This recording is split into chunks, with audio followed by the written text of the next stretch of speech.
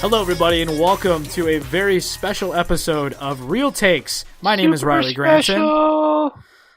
I'm Max Medlin. And it's been a while. We've taken a month off. Last show we recorded, I think we recorded it in May. It's July now. It's July 1st as we record this. And we're again in separate places. Max was just here, but things happened. We couldn't get to recording, and I was there for like 2 weeks, and we never ended up recording. We did some other fun stuff though. We did, yeah. I got to see some friends that live in other places. Shout out to Joe. I know he listens. So big shout out to Joe. Hey, at least one person, right? We got one guarantee you. But so I'm calling this a special episode because super special. Max and I have decided that the 2.5 hour runtime is not going to cut it. And so we want to try and keep things as separate as possible. So going forward, if you've listened to either of our first two shows, first of all, thank you. Second of all, we're trying to keep things separate. So this show is going to be a little bit different, as you see by the title of the video. We're doing top 5's of our favorite films in 4 different genres. And so we'll be doing a main show that will consist of us reviewing a movie that neither of us have seen, and then we'll watch it and then we'll talk about it. So that's going to be the show that we're probably the main show that we're going to be doing. And then we're probably also going to try and do some movie reviews, and things like that, just to keep, things listenable. Not everybody likes to listen to 3-hour podcasts. I know I do. I'll listen to as long a podcast as possible. But, Max, you got anything to add on that regard? No, I think it's, everybody's got a short attention span. Like, I like something I can listen to on the drive to work, 20, 30 minutes. 2.5 hours is a little too much. It's a lot of information. So I think we can kind of narrow it down if people want to hear about, something they should watch on Netflix, or, what are some good comedy movies, or, what's going on. And in the world of cinema, just boom, pick what they want and don't get bogged down by everything else. Yeah, so that being said, just to confuse people even more, this episode is probably going to be a little bit longer just because we're just going to have kind of a casual discussion. Casual, I guess, but structured in the way that we have some top 5 lists that we want to share with you guys. But yeah, going forward, we're looking to keep that main show to about half hour to an hour, something that's digestible in a decent amount of time, that you don't have to sit down and sit there for an hour and a half or 2 hours and listen to us talk. So just gather the whole family around the radio and just listen. That's right. Yeah, on that fireplace, on that long car trip, you can listen to like 3 or 4 episodes of our show. We talk about you're not singing "Sweet Child of Mine." That's right. With Derek, right? Adam Scott, man, that movie is fucking great. That might be something that comes up. I fucked up there. So, yeah. So we just are trying to make this as digestible as possible, I guess. And so we're just trying to get up to the point where we can have a Venmo. And that's people right. Venmo us money. That's like the goal. Or like a Patreon. Everybody's doing the Patreon thing. Yeah, nowadays. Patreon. We'll send you some we'll send some tasteful nudes. If that's what you want on Patreon, we'll do it. Super tasteful. Superhero themed. Yeah, so Max, why don't you tell everybody what you've been doing lately? What's been going on with you? Well, I got a cold, so that's fantastic. Buying Dayquil in July. Yeah. So if you hear me sniffling, that's I apologize. I've somehow he's doing coke. Yeah, if I had coke, I'd probably be breathing right. Really clear nasal passages out. Might be some other issues, but no, I'm back out in Montana, back to work here, all on my own now. So I'm just out here with my cat. So yeah, man. Feeling it. I can't relate because I'm in the stretch of 9 days off. I have all this week off. I'm super excited about that. Thanks for coming to visit me. Yeah, well, money's a thing. Money's a thing that people need, and I'm not getting paid for much of this week, so. And Marissa's working a lot. It was wonderful getting the text, "Hey, we're gonna come visit you." I'm like, "Fuck yeah!" And then like 5 minutes later, "Yeah, we're not gonna come visit you." Well, it's because Marissa likes to jump the gun sometimes. Another gin and tonic bartender. She'll say things that like she doesn't clear with me. She's like, "Yeah, we're coming out to visit you," and I'm like, "Well, I mean, trust me, I want to come out and visit." She is like a small child. I'll give you that one. Marissa, if you're listening, we're sorry. Not really. Just kidding. But yeah, so I'm in the stretch of 9 days off here. It was pouring rain here this morning, And now I'm sitting here in my quote-unquote office at my house, and it is very hot. I have the window open, so there might be some stray animals running around making noises outside, and you'll hear that, I'm sure. But yeah. I don't think those are animals. Nah, they might not be. I would. But I am movie related. I am using this week to catch up a little bit with some stuff I've seen. I ended up finally seeing The Incredibles 2 the other day, and I saw Jurassic World: Fallen Kingdom. Maybe if Yikes. Max, yeah, it was fine.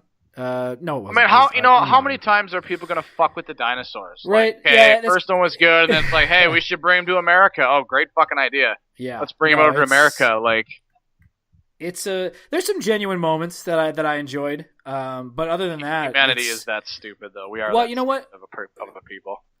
Maybe I'll make you go see it, and we can do a little review on it on like a separate podcast, like reviews. Like we were saying, we're gonna do separate reviews. So yeah. Also, I liked how I basically talked you out of seeing Incredibles 2. Like, yeah, you made me feel self-conscious. Like I had some time off. I'm like, oh hey, I'll go see Incredibles 2, and he's like, well, I have a hard time going to those because I'm like an adult. I'm like, well, I don't want to be like some weird pedophile like in a theater with fucking kids. Like, okay, I guess I'm not going to that anymore. So I've been to one animated movie by myself in the theater. I don't remember which one it was, but I tried to go to like the earliest showtime possible, and I feel like that was even weirder. That's when all the kids are there. Yeah, like I went to like a 10 a.m. I was like, nobody's going to be there at 10 a.m. It's like a Thursday. There's tons of people there. The earlier you go, the younger the kids are. Yeah, I know. It probably is less weird to go in like at a 7:00 show where there's. Well, I mean, what 5-year-old's going to see Incredibles at 10 o'clock at night? Okay, so speaking of that, I have a story. I went to go see the Jungle Book, the Jon Favreau Jungle Book movie at like 11:30 at night. That's different than like an animated. That's still a kids movie, but that's not really the point. The point is that I went to go see the Jungle Book. It was like 11:30 at night showing. And there was a lady there with like two babies, like real young kids. They weren't screaming and yelling or anything like that. But I was just like, man, it's like 11:30. Well, these kids just like couldn't sleep or something. Like that's a weird thing to go do at 11 at night when you have infants. Weird to take babies to a movie. Period. Right. Leave them. Get a sitter. I'm just kidding. Throw your life away. You've got kids. Life's over. Changing the subject, another movie really I think I'm super excited about, Max, is I, along with taking Marissa with me, another one of the drawbacks of you not being here, I am going to see Ant-Man and the Wasp tomorrow. Oh, I've got money to see Ant-Man and the Wasp. It's free, man. I gotta go down to Minneapolis, but I'm going to see Ant-Man and the Wasp tomorrow. I do want to see that. I'm not. I'm always on the fence about Evangeline Lilly. I don't know if I like her as an actress or not. She was okay in the first Ant-Man movie. She was good in Lost, but I don't know. I'm on the fence if I like her. I didn't even know she was in Lost. I knew she was in the Hobbit movies. She wasn't that good in the Hobbit.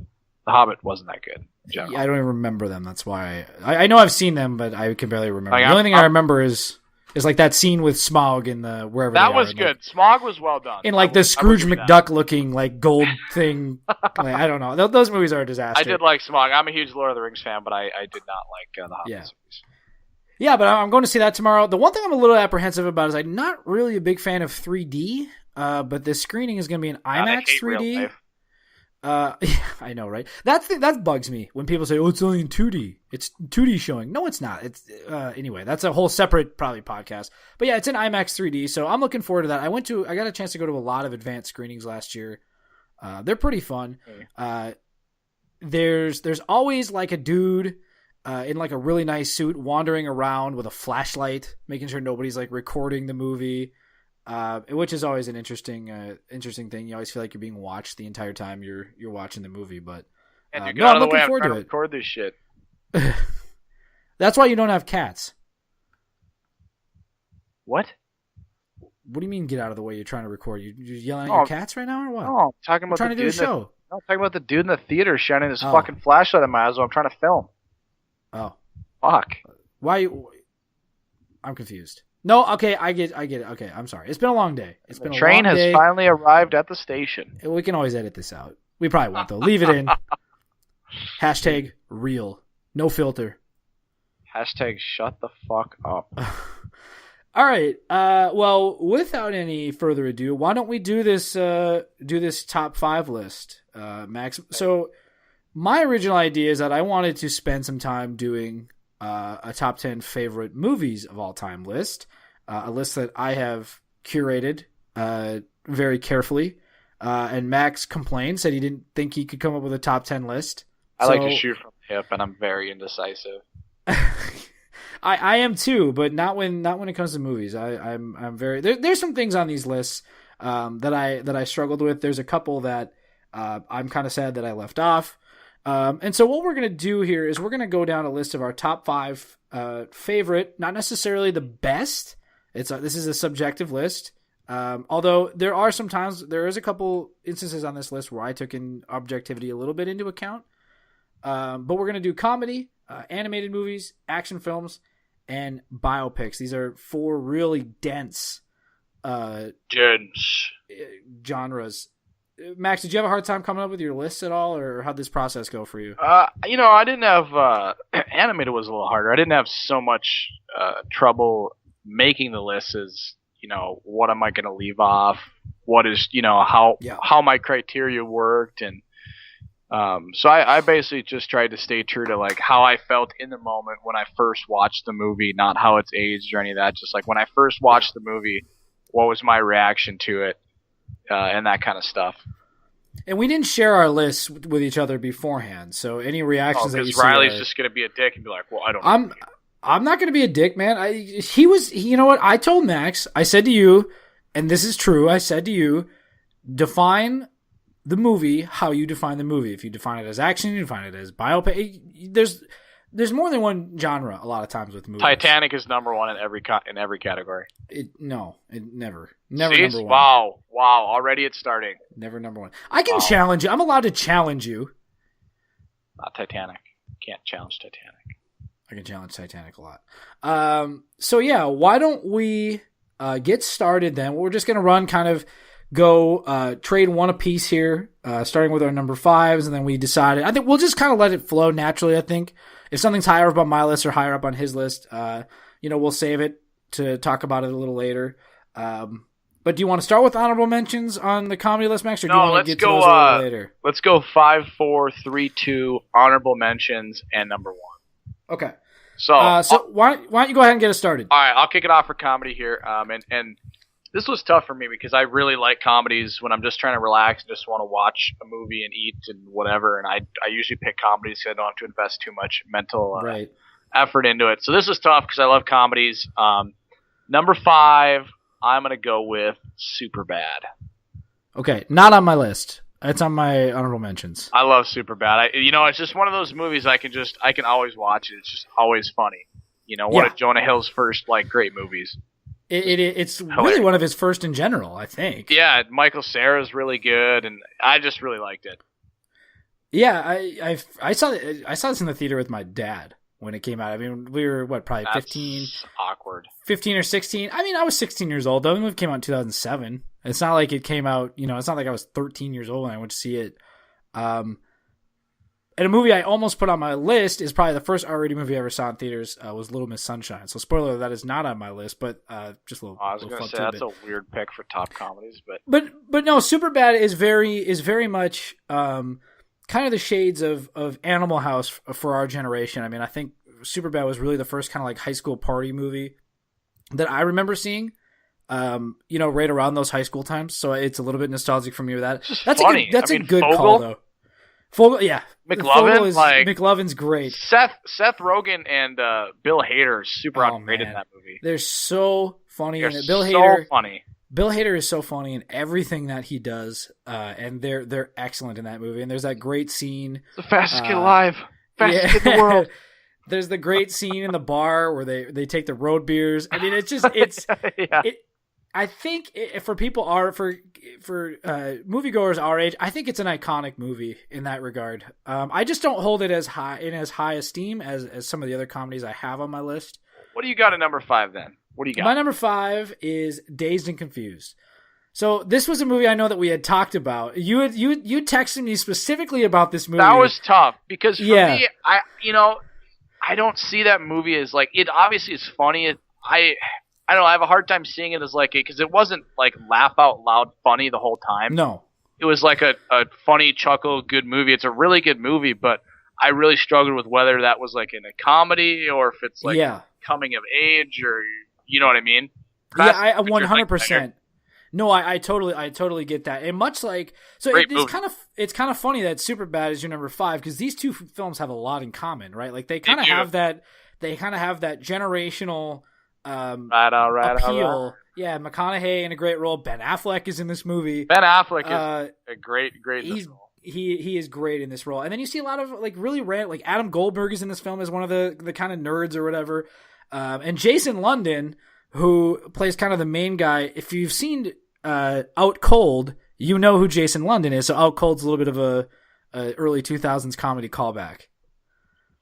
Well, I think it reminds me a lot of high school, like being a freshman on the baseball team and stuff. Like they never paddled us, but I mean, if they could have, they probably would have. you know. And I even like I rated. I don't know if you've seen the film Everybody Wants Some, Max. But I have. I do like that movie. Richard Linklater kind of considered that a spiritual sequel to the film, and in a lot of ways, it is a spiritual sequel because it kind of covers the same themes a decade later, and that does revolve around a baseball team. For me, though, I think the movie I'm going to watch more going forward is probably Everybody Wants Some. But as far as comedy goes, I think Dazed and Confused is the better. There's more laughs in Dazed and Confused. It's an overall better movie. And I think Everybody Wants Some appeals to me personally because I see that college baseball type mentality there. Right. Having been a college athlete myself, so that sort of camaraderie is 100%. I can speak to everything that happens in that movie 100%. But here in Dazed and Confused, this is just a great timeless film. If you haven't seen Dazed and Confused, definitely go check it out. It's pretty readily available. Really good movie. It's terrific. So, all right, Max, what's your number 4? Cool. Number 4, we're gonna stay with Jonah Hill here. Okay. I'm gonna go 21 Jump Street. Oh, damn, that's a good call. That's a really good call. I struggled with it, but I just remember watching it. It was so funny the first time I watched it. You know. Yeah. I love both of those movies, 21 and 22. The sequel's just as funny. 22, I think, is funnier, and it came the Koreans very. Bought the church back. We're gonna go to 22 Jump Street, and this whole bit with Jonah Hill at the slam. But we're talking about 21 Jump Street. Yeah. Jonah Hill's great in this. Channing Tatum also too. I mean, it's probably an unpopular opinion among the male demographic. I like the movie Magic Mike, so I was kind of intrigued by Channing Tatum's acting ability there and kind of what he could do going forward. And he's kind of found himself a little niche. He's done some dramatic stuff, but he's really kind of found a niche as this sort of like kind of dumb jock guy that is funny. He's kind of wasted in that Kingsman sequel. It kind of reminds me of like John Cena. Yeah. Oh, for sure. Channing Tatum has been very good, but I think he plays the dumb jock role. And Jonah Hill is obviously hilarious and right. It's Rob Riggle's. Rob Riggle is terrific hilarious. In this, and even like Dave Franco and Brie Larson is in this movie. A lot of people don't remember that. Those two are in the movie too. I like Dave Franco a lot in this. Overall, that was one of Dave Franco's first movies, wasn't it? It was probably one of the first. Yeah, when did it came out in like 2011-ish, 2012, something like that. Yeah, something there. But yeah, no, I like 22 a little bit better than 21. But still, neither were enough to make my list. But it's definitely on my side list. That's a great choice though. I kind of wish I would have put 22 in now because I'm just thinking about that movie. I think about how funny that it is, like that slam poetry scene. God, I love that scene in that movie. Oh, that is so funny. Cynthia, that's great. Anything else you want to talk about with 21? No, it's a good movie and it's you can rewatch it forever. Yeah. All right, then we're moving on to my number 4. Is a movie. I'm going back even further. I have a thing with old comedies because I watched them so much when I was younger. And my dad had a lot of comedies that he showed me. Great Outdoors is one of them. That's not on this list. My number 4 is Trading Places with Dan Aykroyd and Eddie Murphy. I have not seen that. You've not seen Trading Places. So Trading Places is one of those first kind of really funny Eddie Murphy movies that I remember seeing. Before he picked up transvestites on the side of the road. Yeah, exactly. Allegedly. It's a weird thing to be allegedly, but I digress. Fair enough. Trading Places, if you haven't seen the film, it's about Eddie Murphy kind of plays this like vagabond, like street dweller, basically. And then basically these two guys make a bet that they can trade the places of Dan Aykroyd, who's this kind of rich dickhead. And so they swap lives, and Dan Aykroyd kind of goes down the hole. And it's a really, really funny film. Eddie Murphy is terrific in it. There's so many great moments. Jamie Lee Curtis kind of plays a hooker who kind of helps them maybe get back at these guys. It used to be on Netflix. I don't know that it is anymore, but if you haven't seen Trading Places, it's a great 80s comedy. Kind of the height of Eddie Murphy and Dan Aykroyd at their powers. Eddie Murphy coming out of SNL. I think it was like his second or third year removed from SNL. Don't quote me on that. I'd have to check that. But Trading Places, Max, you got to see this movie because I think you'd like it. It's a really, really funny film. Add it to my list of wants to see. All right. What's your number 3 then? Number 3 is a classic. Instantly quotable. One of the funniest movies I've seen. Anchorman. Not on my list. I fucking love go ahead. Anchorman. I love Anchorman. Will Ferrell is so funny. It is hysterical. The whole news team and Brick, and it's just, to me, Anchorman, when I saw it, was just so freaking funny. The news teams, the rivalry between the news teams is great. No touching of the hair or face. Yeah, obviously. Dorothy Mantooth is a saint. Vince Vaughn in a great role.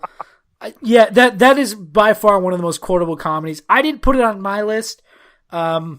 I do revisit it a lot, but the way I kind of approach these lists is like, these are comedies that I revisit a lot. And I really only watch a lot of these kind of screwball comedies when there's people over. Like if I'm just popping into comedy by myself, I'm more inclined to put these 5 movies that I have on than something like Anchorman. Even though I love Anchorman 2 pieces, it is one of my favorite. It's probably my favorite Will Ferrell movie in general. I don't have that the revisiting that I do with these other 5 films. So that's why It's not on my list. I did my list differently. My list was how how I saw it when I first watched it, how it affected me. And when I watched Anchorman, was hilarious. My sides hurt. It was so funny. It is a very, very funny movie. You're right though. It's instantly quotable. I mean, the minute you walk out of that movie, you are quoting constantly. Good night, San Diego. Go fuck yourself. Well, the fact that the dog, they're like, should we just throw a fake dog off this bridge to see if anyone notices? Yeah, that's a great scene with Jack Black and the burrito, and milk was a bad choice. Yeah, there's a lot of great cameos in this movie too. I think it's this one, right, where they have the big news team brawl with like the Tim Robbins shows up as like the PBS guy. You know what just occurred to me? That's in the second one. Jack Lemmon is Teddy. Jack LeMay. Jack Lame. That's Teddy from Westworld. Yeah, it is. James Marsden. James Marsden. I never even thought of that. Yeah, James Marsden. James Marsden. But is it's I love this first one where they have like, I think it's like Tim Robbins is like the PBS guy, and then like Will Smith is in this, I think too. Yeah, Will Smith is like ESPN. Yeah, and then Luke Wilson kind of comes in as like, we're the 4th-rated news channel, and like there's only like 3 news channels in San Diego. So yeah, that's just a great scene where they have that big brawl, and Rick stabs a guy with a trident. Christina Applegate, right? Was that Ricci? Yeah, yep, Christina Applegate. Yep. Okay. Nope, it's definitely not Christina Ricci. Yeah, my bad. No, she's really good in that too. Yeah, she's outstanding in it. I like the interplay, just the chemistry. I don't know that movie works without the chemistry that Will Ferrell and Christina Applegate have, especially in that scene in the newsroom where they're fucking with each other, right? Where she's like, "You look like a blueberry," and he's wearing that fucking blue suit. And then I love that his ego is so fragile that it's just like, you have bad hair, and that's what sets it off. Right? Like, it's not you look like shit. It's just like, you have bad hair, and he just loses his mind. I prefer the jazz flute. That's right. Yeah. All right. We could talk about that all day. What do you got at number 3? That's probably going to be pretentious. My number 3 is Animal House. I'm not an Animal House guy. Yeah, a lot of people aren't. I don't like the zit joke. This movie hasn't aged well. To a lot of people, I still pop it in. I still find enjoyment out of it, just because I love the chemistry of the cast is what really does it for me. And of course, John Belushi is fantastic in this movie.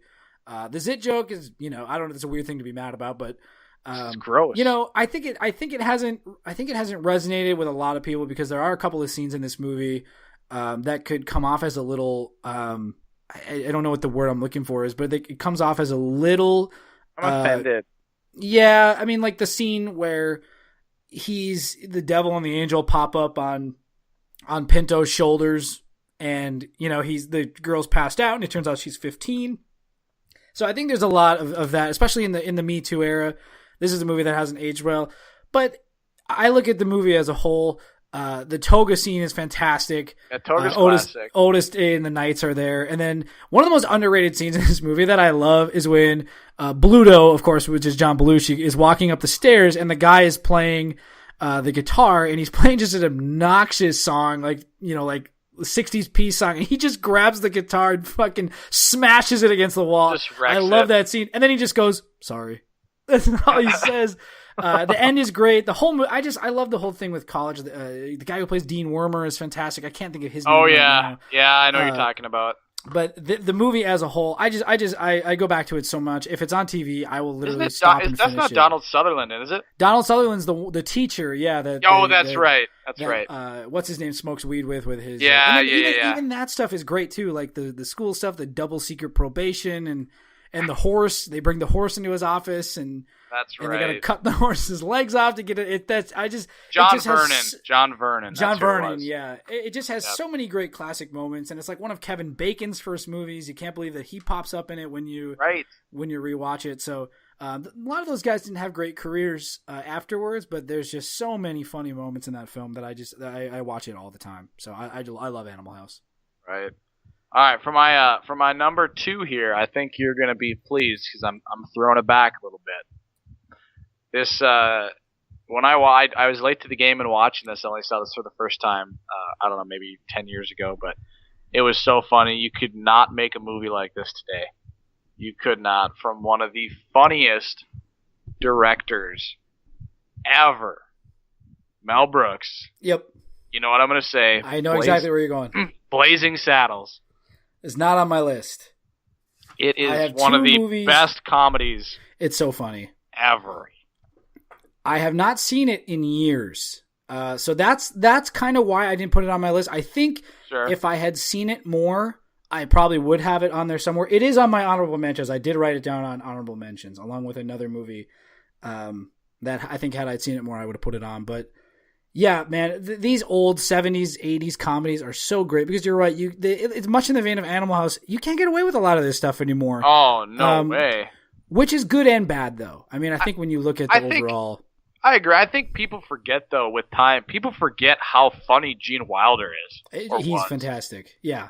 Harvey Korman as Hedley Lamar. Dude was awesome. It's one of those movies I watched. Like I said, I watched it 10 years ago, and I was just like, "Holy shit! They could say this stuff." Yeah, no, it's so funny. But it's so satirical and about myth making Hollywood and kind of the whitewashing the West and all that kind of stuff. And I think Blazing Saddles is revolutionary. Is not the right word. It's very much ahead of its time. I mean, with all the whitewashing things we have going on today in Hollywood, it was very much ahead of its time. And you're right, Gene Wilder is one of the more underrated comedic forces. If you've also never seen Young Frankenstein, something I have on my side list as well, definitely check out Young Frankenstein. But yeah, Blazing Saddles I think is my favorite Gene Wilder movie. I think he did some stuff with Richard Pryor that I think you can Willy Wonka's take good. or leave. And that was the other thing I was going to mention is Willy Wonka's great. But yeah, nothing tops Gene Wilder in Blazing Saddles. It's just a terrific movie. He's funny, Oh, look how smooth my hand is. Oh, unfortunately, I shoot with my other hand. Like shaking. I wish I remembered more quotes from the movie because like I said, I just haven't seen it in a long time. Most of them you really can't say. Right. Yeah. I mean, you could, but then we have a whole nother issue on our hands. So what do you got at number 2? Well, just to recap real quick. So my number 5 was Dazed and Confused. Number 4 is Trading Places. My number 3 was Animal House. So I'm kind of coming back here now into the 21st century with my last 2. And this is an interesting phenomenon that has happened because I proclaimed that this movie I have at number 2 was my favorite comedy ever for the longest time. Don't steal my thunder. And then I rewatched the movie I have at number 1 very recently and remembered how much I love the movie that I have at number 1. These two are so interchangeable. I feel like if we did this podcast in a couple months, I would have them flip-flopped again. Not steal my thunder. My number 2 is Wedding Crashers. Oh, okay, it's not my number 1. Okay. Wedding Crashers. And that's one I didn't even think of. I should have, though. Yeah. I love Wedding Crashers. I fucking love this movie to pieces. It is so funny. I love Wedding Crashers. I could watch this movie 3 or 4 times in one fucking day. I just sit there. It's just so great. Like, all the performances. Vince Vaughn and Owen Wilson are so great in this movie. Oh, yeah. The guy who steals the show for me, though, is Bradley Cooper. I love Bradley Cooper in this movie. Bradley Cooper is Isla Fisher. Great. He's a great dickhead. Fisher, whatever her name is. Oh, he is. Yeah. He's a douche. And you want to talk about quotable. This is one of the most quotable movies I have ever seen. I just love their football game. There's crab cakes and football. That's what Maryland does. Just the most random quote, and you laugh your ass off just because of the way these lines are delivered. And, like Death is my bitch lover. Yeah, the scene, right, with, I can't think of the guy's name right now, but yeah, I used to think I want to be up in my Simpson. room drawing gay things. And their grandmother is so great when she's at the thing, as you talk about Eleanor Roosevelt, and it's, oh God, I'm laughing just thinking about this movie. I quote it all the time. The make me a bicycle clown. It is literally endlessly quotable. Like every single line in that movie, I feel like is quotable. And this is a movie that I almost know by heart. And I love Wedding Crashers so much. And I wish.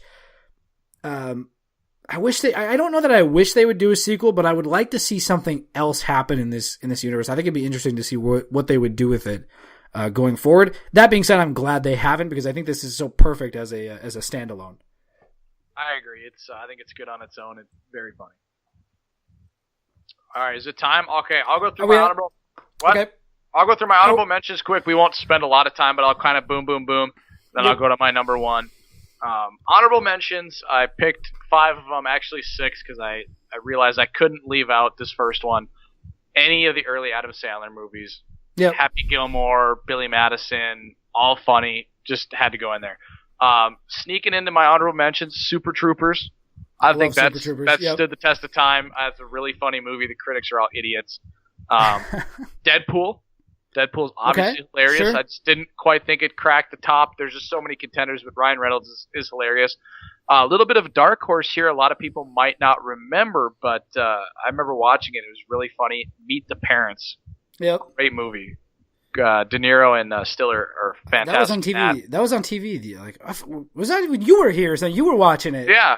I think when you were, yeah, I love that movie too. I got nipples, Greg. Can you milk me? Great movie. Tropic Thunder. Oh God. You know what? So there's a story behind Tropic Thunder. I don't know if you saw Marissa's tweet last night, but I told her how did she even appreciate movies before I came along, and it was a direct result of the fact that she does not like the movie Tropic Thunder. Tropic Thunder is so underrated. That being said, it wasn't hilarious. It's so funny, and Tom Cruise is great in that movie. He is. But I also have that on my side list. Good movie. And my last honorable mention, Bridesmaids. Okay. Not ashamed. Do you want to give my honorable mentions? Then we can do your number 1. Or yeah, do you want me to wait? Go through your honorable mentions. So I had a lot of the same stuff. I had Tropic Thunder. I had Super Troopers. Actually, I have a whole paragraph here of movies. One quick one I wanted to mention: if you're a Filmstruck subscriber, I don't know if it's on Filmstruck anymore. That's where I watched this movie. It's a movie from the 30s with Jimmy Stewart called You Can't Take It With You. It is so funny. It is about a guy marrying into kind of an eccentric family, and Lionel Barrymore plays the dad of the girl that Jimmy Stewart is trying to date. It's just a really funny movie. If it's it has that kind of black and white nice charm to it.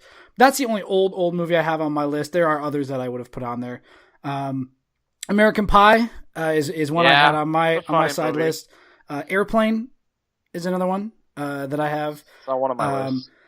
Then I have a bunch that are probably controversial. I have on my side list. I have The Hangover did not make my list, as well as Step Brothers, and then of course I had Anchorman and Step Brothers was funny. 22 Jump Street is also on my list. So, but other than that, yeah, we kind of had the same ones. I also had Happy Gilmore. And I even threw the Wedding Singer in there as well. So, all right, here we go. Well, let's get down to it. And I will say the reason I chose this as number one is, oh god, hands down, when I saw this in theaters, hands down, it was the funniest movie I had seen in theaters to that point. I was in tears the whole movie. Now, you watch it multiple times, the jokes aren't as funny, I guess, once you know what they are. But when I watched this for the first time, it was one of the funniest movies I've ever seen. The Hangover. Okay. Yeah, I'm with you. I was laughing my ass off at the movie. We did. Yeah, I think I saw it. That was a huge thing in the summer of 2009 when that came out. I think we all went and saw it. Fucking funny. 4 or 5 times. I still find it hilarious to this day. It is. I mean, Mike Tyson, the Tiger, Ed Helms, it's great. Cooper, Galifianakis, the other dude that no one really cares because he wasn't a main character really. Justin Bartha is his name. Yeah, Bartha or whatever. He was, fun fact, he was Riley in National Treasure. Fun. That was a fun fact. That was a fact, but it was also fun. That was good. No, I just The Hangover was just, when I saw it in theaters, I was just laughing my ass off the whole time. It's probably still the funniest movie I've ever seen in theaters. This is not on my list for a very dumb reason, and I will admit that fully straight up. I'm usually not a guy who does this kind of shit. The sequels to this movie really, really bring the first one down, I think, because I can't think of the first one without thinking of how bad. 3 is not bad, but 2 is just so awful. I never watched 2. I can't think about the first one without thinking about how terrible the second one is. However, that being said, that is unfair. I think if without 2, this would be on my list. And I know that that's probably a pretentious thing to say. It is very pretentious. We're not talking about the sequels. Yeah, I know. Meet the Fockers sucks. I agree. And I think any of Adam Sandler's older movies or newer movies suck. I haven't watched this movie in 2, 3, 4 years. Excuse me. I haven't watched this movie in a few years because I want it to be fresh again. Eventually, I'm going to sit down and pop it in, and I'm going to have a new appreciation for it. And if we redid this list, I would probably bump Dazed and Confused off to put The Hangover on. But I just couldn't do it. Murdered by crystal meth tweakers. Then we're shit out of luck. It's so quotable, and it's great, and Ed Helms is terrific in it when he pulls his fucking tooth out. That's kind of when everyone got exposed to Zach Galifianakis. Yeah, really, for the most part, yeah. I mean, this movie came out in 2009, and then he really started to become this big. Shut that baby up! Shut that baby up! Yeah, the other thing, too, with Galifianakis, you mentioned him, is this also kind of typecasted him, because he kind of played that goofy... like a movie Due Date with Robert Downey Jr. or kind of all those other random comedies. Was it the Candidate? The Candidate, yeah. I'm afraid to rewatch that movie because I liked it the first time I watched it, and I really don't want to watch it again because I feel like I'll hate it. Will Ferrell movie. Yeah, it is. Probably for good reason, too. Yeah, man, that's an excellent number one pick. No qualms on my end. I have no issue with that being the number one comedy because I agree with you. I had the same reaction when we saw it in theaters as well. So fun. What do you got? Right. What do you got for me? Number one. So this is the one I've rewatched this very recently, as recent as 3 weeks ago. And this movie to me, this is another one of these comedies like Wedding Crashers that I could watch every day and not get tired of it because I just think it's so funny. The performances are perfect. It's got some great real situational comedy, and that is The 40-Year-Old Virgin. The 40-Year-Old Virgin is so fucking funny, and I laugh my ass off every time I watch this movie. That is funny. And like Wedding Crashers, where there's just these random lines, there are so many really funny random lines that just kind of that they improvise, but they're I don't know how to they're true. One of them that I can think about that I always quote is that scene, the very first scene where they're kind of in the bar, where they bring Andy, who's of course played by Steve Carell, out to the bar, and Paul Rudd and him are standing at the bar. And Carell goes, "Oh, it's really busy in here." And Paul Rudd goes, "Yeah, well, it's $9 beer night." And that is such a fantastic line. And it's just little lines like that I appreciate so much about this movie. And then obviously the waxing scene is great. The black guy who I can't think of his name right now, Romani something. I know what you mean. He is so funny in this movie. And the Indian guys, who one of them is apparently jailed for murder, like he murdered a dude or something, one of the Indian dudes in this movie. Right. In real life. But yeah, so this movie, I think if I hadn't watched it as recent as I did, I think Wedding Crashers would have been my number one. But 40-Year-Old Virgin, there's just something to be said about the straight comedic timing these guys have and their ability to improvise. And it's one of those things where, like, they're improvising, but they're so good at it. Like that scene, the "You Know How I Know You're Gay" scene, all improvisation. And it's just so funny when they just sit there and they can just, they're so quick-witted. So yeah. Oh, they have really good chemistry. I agree completely. So yeah. So you want to run down your list one more time?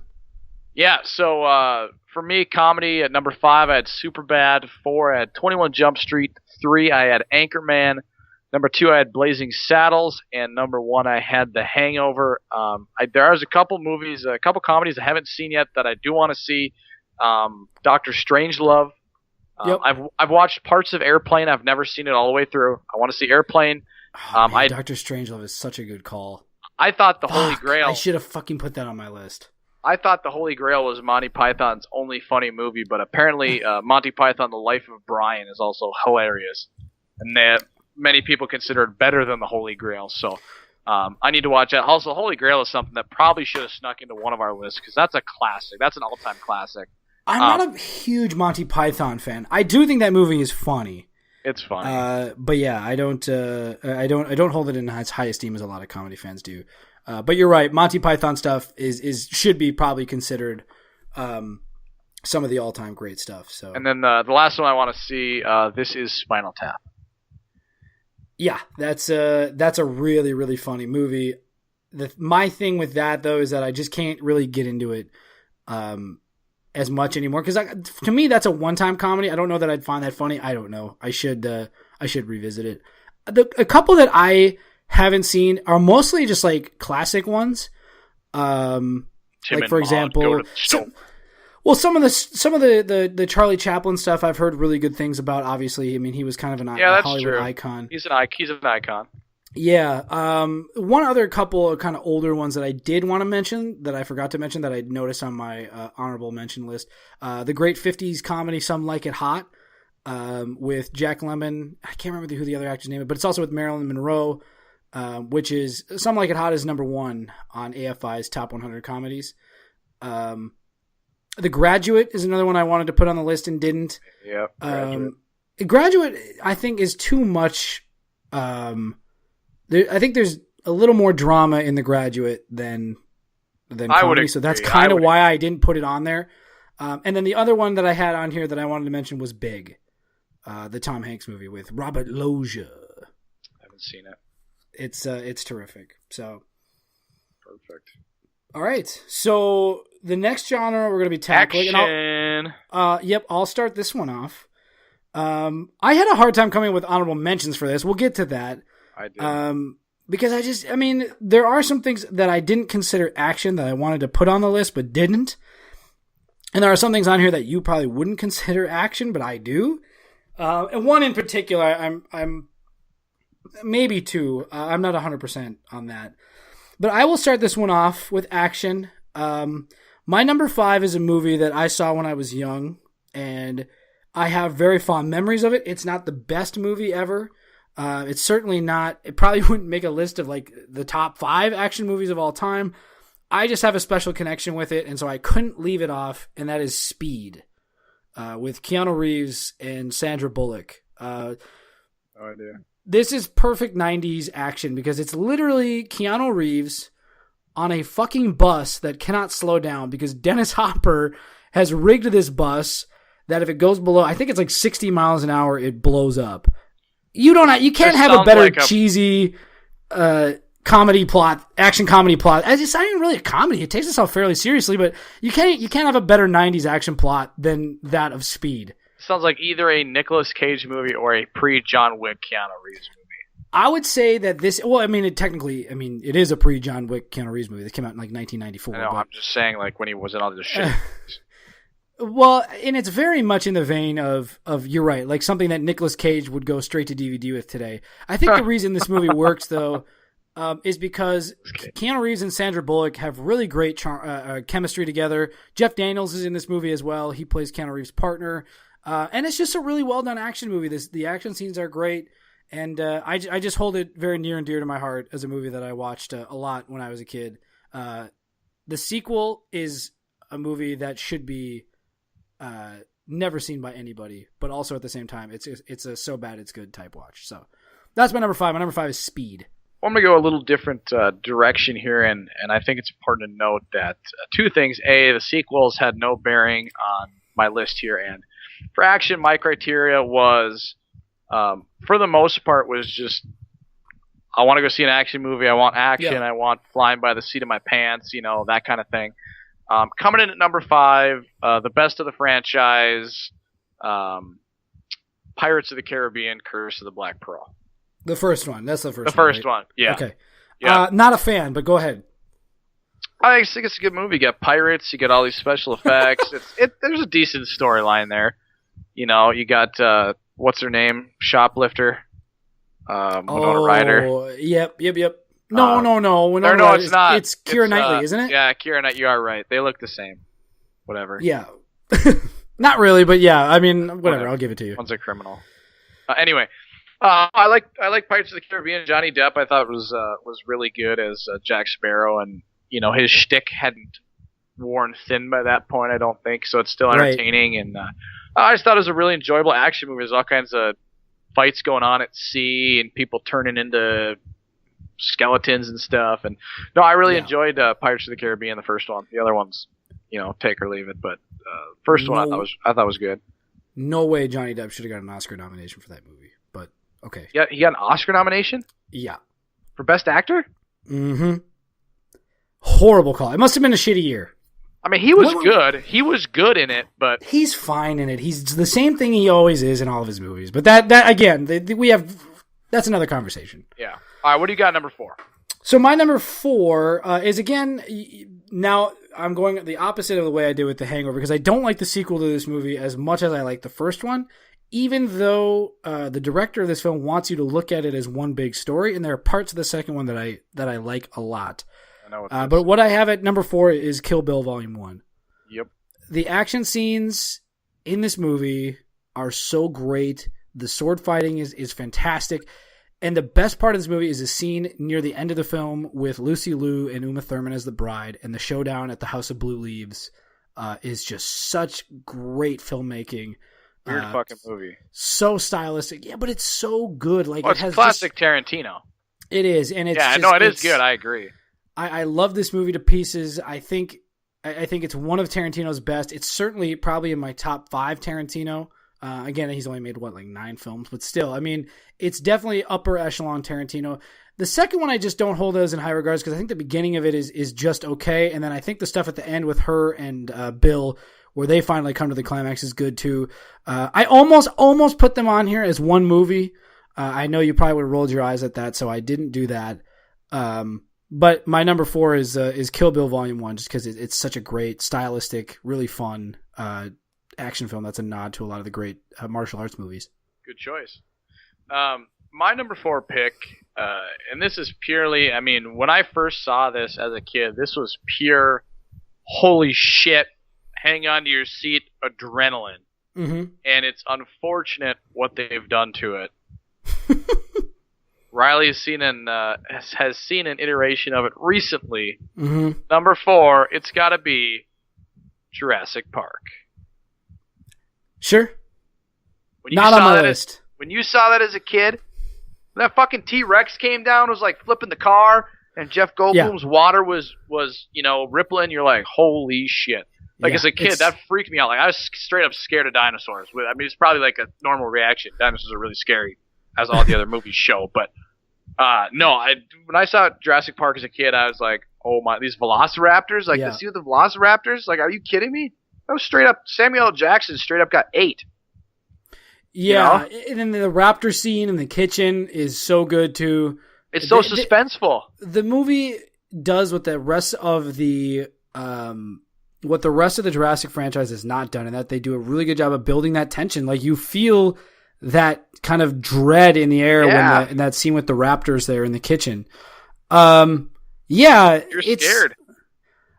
I would say, and this is probably wrong, and I'm okay with that. I would not. I didn't put it on here because I would more look to that as a sci-fi movie, just because it is science fiction. I think a lot of people paint sci-fi as anything having to do with space, which isn't true. So I think I would go that in a sci-fi realm more than that. Well, right, but I mean, it's still science fiction to bring them back from. I mean, you're not. True. So. Ryan, there's a lot of fucking categories, okay? There is. We literally, I mean, there's so many subgenres of movies that, like, you could be like sci-fi movies with real animals that, I don't know. But you know what I mean.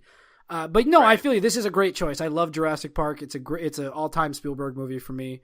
And I'm such a huge Spielberg fan, so I hold it in such high regard, too. And it launched Jeff Goldblum's career, which he's been milking ever since. Yeah. He's, I think he had 1 day of shooting on the new one, because that's about all it reflects in the new movie. Yeah, he's really milked himself a career out of life. Jurassic Park finds a way. All right, what do you got at number 3? Number 3, we're getting into a little bit of the upper echelon action movies. My number 3 is Heat, with Robert De Niro and Al Pacino.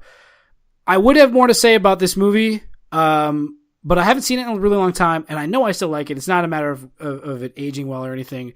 But it's a great Michael Mann film. If you haven't seen Heat, it's one of the best heist movies ever made. Val Kilmer is also in this movie. There's a great. You're telling scene. me it's better than Hurricane Heist?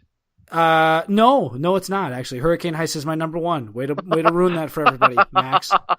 Right behind Sharknado.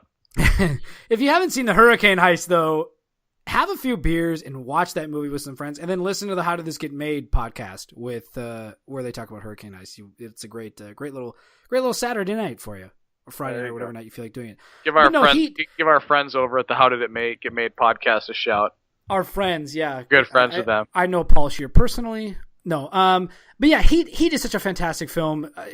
It's great kind of dynamics between Al Pacino and Robert De Niro, and there's of course that great famous scene at the end of the movie where they're sitting in the restaurant and Al Pacino basically tells him, I'm gonna catch you, and Robert De Niro's like, no, you're not, I'm gonna catch you, blah blah blah. It's just a great movie, and if you haven't, I don't want to ruin it for you if you haven't seen Heat. Although it's like 20 years old, so what are you doing if you haven't seen Heat? I haven't seen Heat, so fuck you. Well, figure it out. I think it's on Netflix. Check it out. All right, I will check it out. All right, what's your number 3?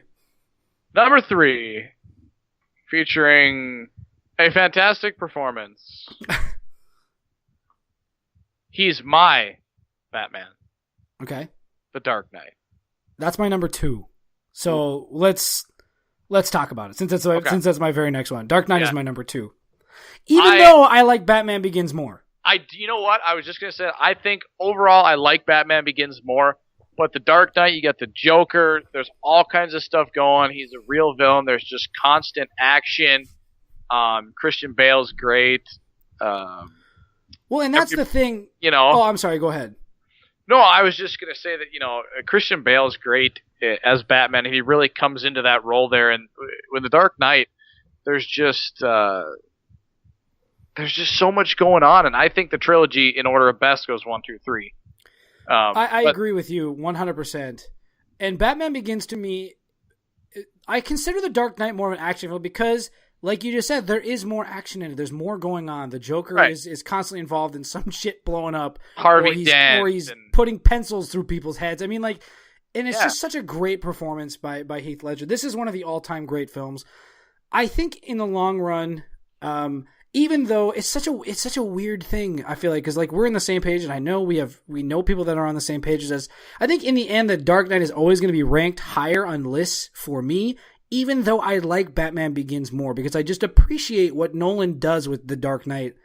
I think Batman Begins is more it sets up the story. Right. It gets everything going. Yeah. And it's a very deep character study of Batman. And I think realistically, the most interesting portrayal of the psyche of Batman that we've ever seen. And I know there's a lot of people who love the animated stuff. I haven't seen any of it. I really want to. But I just, I don't have the access to it. But maybe with this new DC streaming service, I can watch some of these great Batman animated movies that everybody is all about. But yeah, no, that's a fantastic choice. So that's your number 3. It's my number 2. It certainly deserves a spot on this list. Yep. So we'll do your number 2. Okay. My number 2. This is near and dear to my heart. The movie's about me. Actually, I should probably give it away to Riley. This movie, I said when I saw it, and I still maintain to this day, was the most visually stunning movie I have ever seen in theaters. The cinematography, the CGI, everything in this movie was just fantastic. This, in the truest sense of the word, is just an action movie. I mean, there's so much going on. There's so much going on. Is this going to be your number 1? Just say it. Mad Max Fury Road. You're gonna be mad at me. I bumped Mad Max Fury Road for speed. I'll tell you why. I had Mad Max up very high. Like when I first started making this list, I thought Mad Max Fury Road was my number 1. And then I started thinking, wow, I like that movie better, and I like this movie better, and I've watched this more.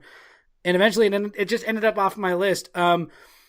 It's a great fucking choice, man. It's so good. And, it's a constant, Charlize Theron is fucking great. It is.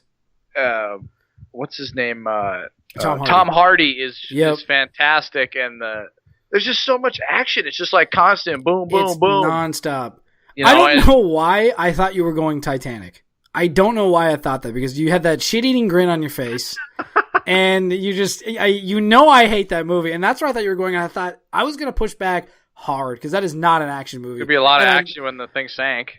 No, you know what? I'm glad this ended up on at least one of our lists, so we get to talk about it. I loved Mad Max. This is just a genuinely thrilling movie to watch, and I don't think either of us had seen any of the original, and I've actually gone back. I haven't.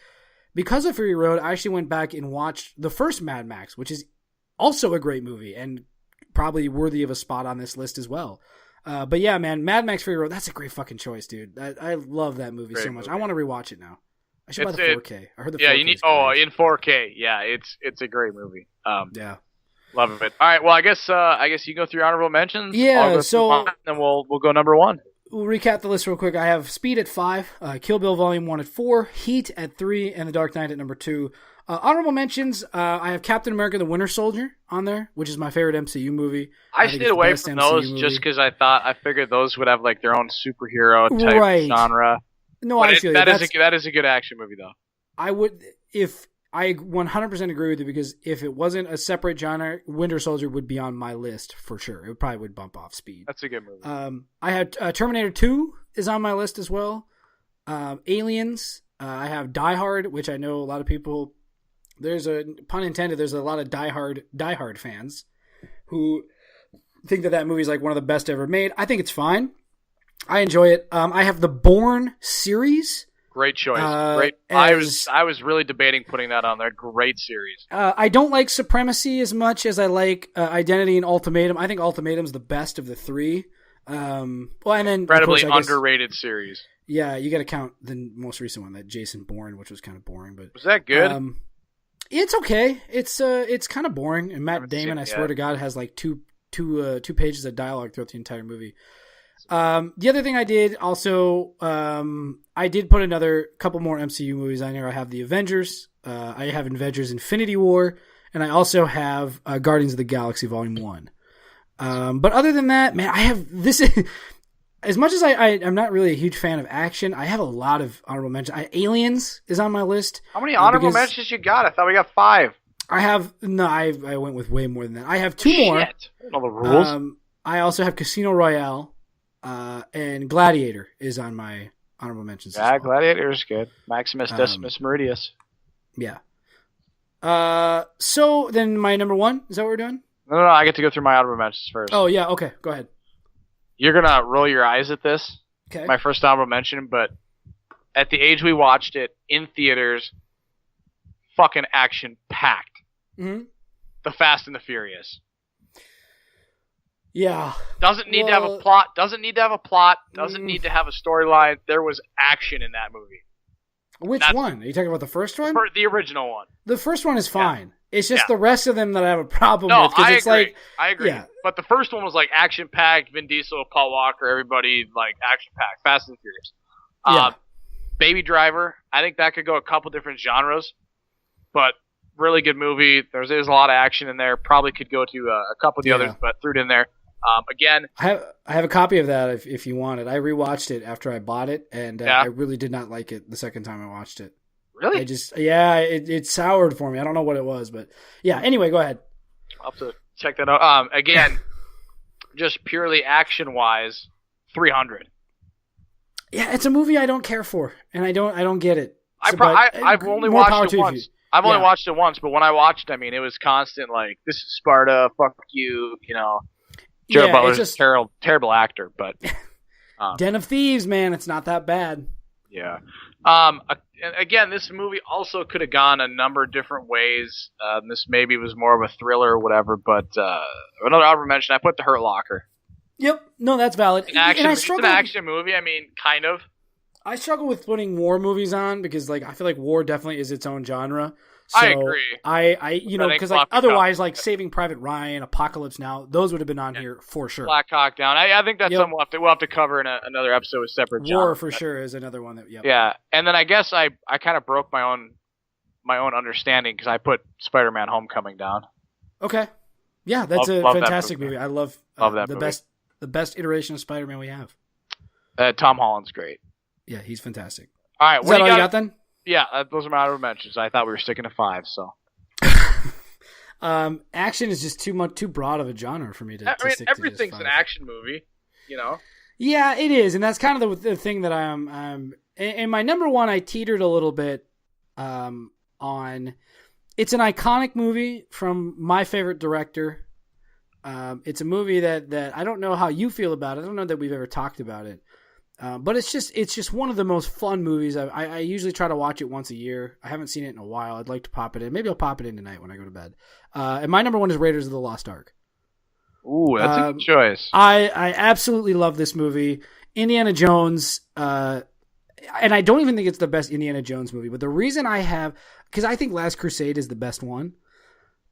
The reason I have Raiders of the Lost Ark at number one is if you were to ask me, what are the top 10 movies you should see? If you can only see 10 movies before you die, what should you see? And I think Raiders of the Lost Ark would be on that list for me because this is a quintessential action adventure, emphasis on the adventure, action adventure film. Because it is everything you want out of an act. It's a charismatic performance by Harrison Ford. You have the damsel in distress angle, which is kind of becoming played out now. But you just have an iconic character. It's a super fun thing you don't see very often. You don't see a lot of movies about archaeologists, and when you do, they're usually hackneyed and basically rip-offs of any Indiana Jones movie. This to me is the original adventure film, and that's why I hold it in such high regard, and that's why I think it's my favorite action movie. I would agree. I think that's a solid choice. My problem with the Indiana Jones movies, and I like all of them, and Raiders of the Lost Ark is really good. I don't know if I want to say boring is the right word, but the last couple of times I've tried to watch them, I've fallen asleep like halfway through. Sure. I was really tired, but no, they're solid movies. They're just not something I like rewatching, or like they entertain me, but I just struggle to get through them. But that's a solid choice. Raiders of the Lost Ark is a really good movie. They're all good. I mean, Harrison Ford's great. Indiana Jones is just one of those franchise, man. That and Spielberg this is Spielberg at the height of his blockbuster filmmaking powers. I mean, he did Jaws before this, and he did Close Encounters of the Third Kind, which are all-time movies for me. I mean, these are all Spielberg is my favorite director because he's able to just sort of transform into all of these different hats that he puts on. He puts on the adventure hat, he puts on the thriller hat with Jaws. Then he can go do something like Lincoln. So I just love him in that regard, and this movie is just quintessential action adventure type story for me. And that's the other thing too. It's like everything about this movie is iconic. The score is great. Soundtrack. Oh yeah. Yeah, it's terrific. So, but I'll quit blabbing and we'll get to what's your number one action movie? Number one action movie. I'm curious if you can guess it. I'm sure I'm gonna say Lord of the Rings. You are correct. And I just put the trilogy. Okay. And the reason I put this a little bit of a cheat, but that's fine. Oh, fuck you. You had like 20 honorable mentions. So that's different than putting. Okay, go ahead. The reason I picked Lord of the Rings is Lord of the Rings is my favorite movies of all time. Like, I'm a Lord of the Rings fanboy for sure. I love Lord of the Rings. I have the extended version on Blu-ray. I've never. The only time I ever watched the not extended version was in theaters. It's something that I could pop in the TV every single day and watch. I love Lord of the Rings. To me, there's so much action and everything. I had to put it number one because it's just one of those movies for me that I can just watch 24/7 and I would never get bored of it. I just love Lord of the Rings and yeah, it just had to be number one for me. I like them. I don't love them. I will watch them. I own them. And I think I've probably seen the trilogy all the way through, probably 3 or 4 times. I do like them. They just aren't as resonant with me as a lot of other like franchises are. So to me, I would rather watch the Harry Potter movies than Lord of the Rings. If I'm going fantasy, I'm going to go with Harry Potter over that, but I also have a stronger connection to the Harry Potter books than I do to the Lord of the Rings books, which I did read the books as well a long time ago. I like the movies. I love Harry Potter. Like, I'm a huge Harry Potter guy too. I love Harry Potter, but to me, the quality of the Lord of the Rings movies overall is higher than Harry Potter. Not that they're detailed. Not good movies, but like the first 4 movies, like, whatever. And I like that Lord of the Rings, they shot all the movies back to back to back all at once. So there's no continuity errors. Everything, everything's the same. And, obviously I love Viggo Mortensen, Orlando Bloom, he's whatever, but so many great performances in that movies. And just like the scene at Helm's Deep, like to make all the orcs and Uruk-hai, just the makeup and stuff that went into that. And, no, it's technically astounding. There's no doubt about that. Yeah. And obviously it's controversial. I know you were not a fan of it, but, Return of the King winning Best Picture. I think if I had to pick one of the 3, I would probably go with Fellowship because I think it's the deepest emotionally of the 3, which is kind of, I'm sure, blasphemy to you because of the ending of 3, or the Return of the King is very emotional. It's tough to say. I've kind of gone back and forth about it. I think overall, as far as action and pure, we haven't seen this before. I'd say probably Twin Towers. Yeah, just because you see the Two Towers. Excuse me. I've mixed that up my entire life ever since 9/11. I shit you not. But I'd say probably the Two Towers, just because the Return of the King, it's good, but and there's nothing the movie could have done about it because that's just how the book is written. But it's like, oh, sweet, we got the Ghost Army, we're gonna fuck everybody up. Like, okay, the battle's over. Whereas it, in the Two Towers, it's like, we don't know what's gonna happen here.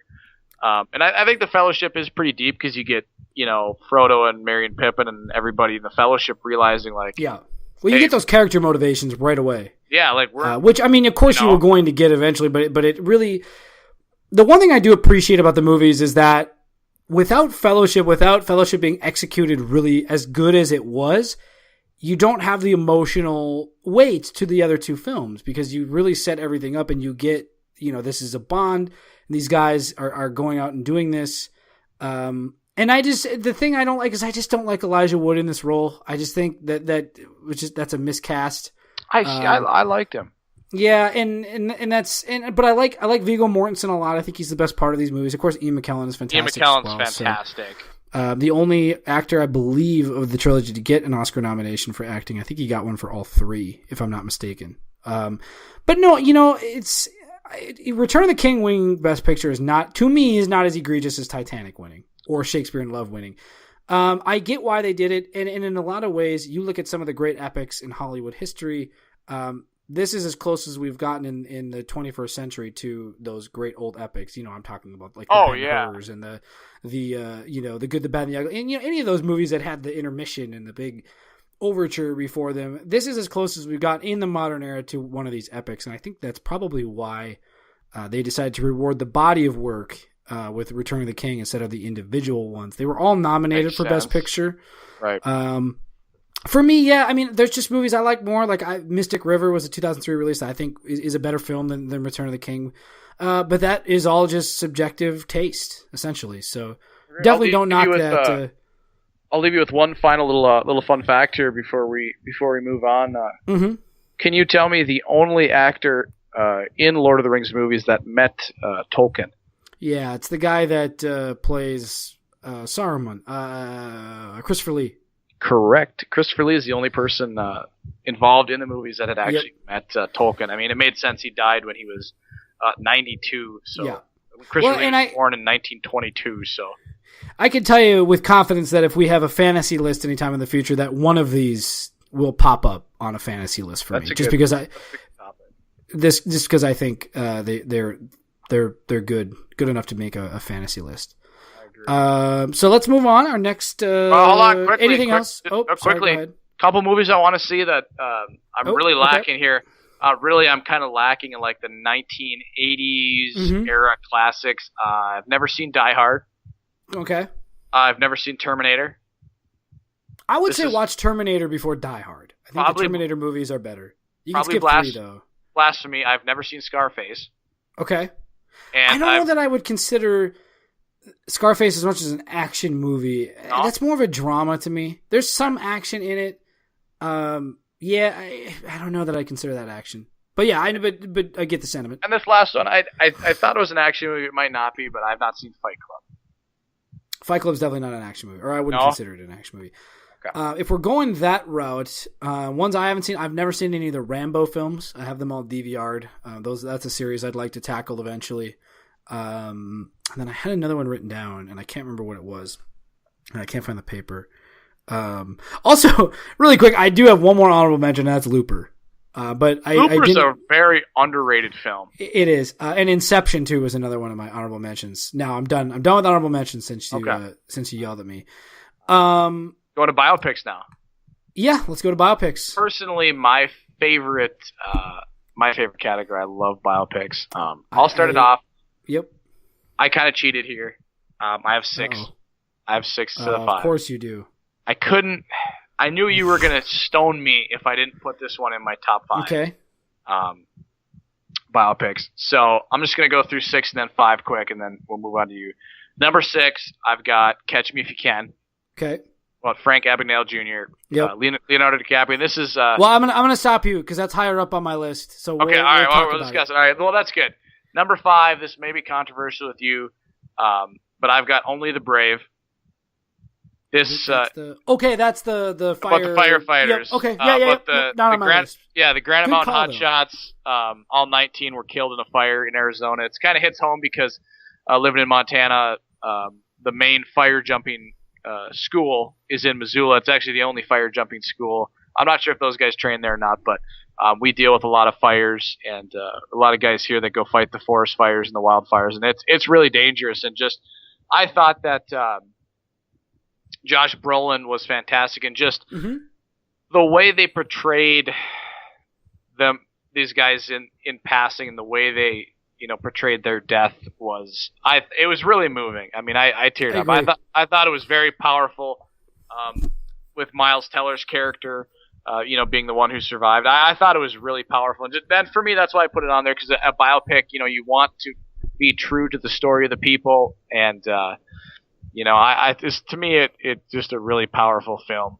So that's why I slotted it in there. So no, that's definitely a great choice. I definitely teared up at the end of this movie as well. If you haven't seen Only the Brave, what I like about this movie is that it could have been super exploitative and very made for TV-ish. You know what I mean? Like a very made for TV movie type deal. It never feels like that. It never felt like cliche. Right. It always feels like it's on the mark. So that's a great choice, man. That's an excellent choice. So I didn't cheat, and I only have 5, although I have a side list just as long as I had on the action side list. Sounds like we're even for cheating, man. I guess so. My number 5 is The Social Network. That is let's see, where is that? That is an honorable. I had it as an honorable mention, but I must have deleted it. Okay. But it's not on your list? No, it's not on my top. Okay. My top 5. Yeah. This is a really great movie. It's one of Fincher's best. This is so far the best performance Jesse Eisenberg has given on film. And I have a huge rant about this movie that I will only go into miniature details about right now. Andrew Garfield should have been nominated and won an Academy Award for Best Supporting Actor, because this by far is his best role on film. He is so fucking good in this movie. He just emotes. It just exhibits all different types of emotions. I mean, there's that great scene at the end where he finds out that Zuckerberg has diluted all of his stock in the company, and he screams and he's he's all like, I'm not one of the cool guys or whatever, and he just gets totally fucked over, more so even than like Zuckerberg's a dick. Then He's probably listening to us right now. Then Zuckerberg taking the Winklevoss's idea, because I do believe he did steal that idea. And I think the movie does a good job towing that line of never really lionizing Zuckerberg, but also, kind of showing you that he is a genius. I mean, this thing that he turned into is fantastic. But, Christian Bale wins that year for Best Supporting Actor, and that's fine, but he's a co-lead in The Fighter. I mean, yeah. If we're going to be honest, I mean, he really steals that movie, and more so, he's more of the lead than Mark Wahlberg is, because ultimately the story is kind of about Christian Bale's character. But I digress. That could have also been on this list. The Fighter is a great movie. So yeah, I love The Social Network a lot. It's a movie that I watch a lot, going back to kind of that comedy thing, as I revisit The Social Network a lot. And it's just one of my favorite movies ever, really. So it's a good movie. It's fantastic. All right, what's your number 4? My number 4. Very, very entertaining movie. One of the funniest I've ever seen. I put it in this category instead of comedy, even though it could have been in comedy. I know where you're going. I think you know where I'm going to go. Mm-hmm. DiCaprio sneaks into my list for the second time. I didn't even think of it as a biopic at first, and then it dawned on me this is about this dude's life. Number 4, one of DiCaprio's best movies, probably should have won an Oscar for it, The Wolf of Wall Street. Not on my list. Really? Even though this is a movie we were talking earlier about movies that we could just pop in and watch 100 times. This is one of those for me. For me too. If nothing else, for the scene of him crawling to the Ferrari. How good of an actor you have to be to do that? He's so great in this movie. I kind of figured you'd have it on yours, so that's why I didn't put it on mine, and that's why I wanted to kind of give some love to what my number 4 is. But we can elaborate a little bit more on The Wolf of Wall Street.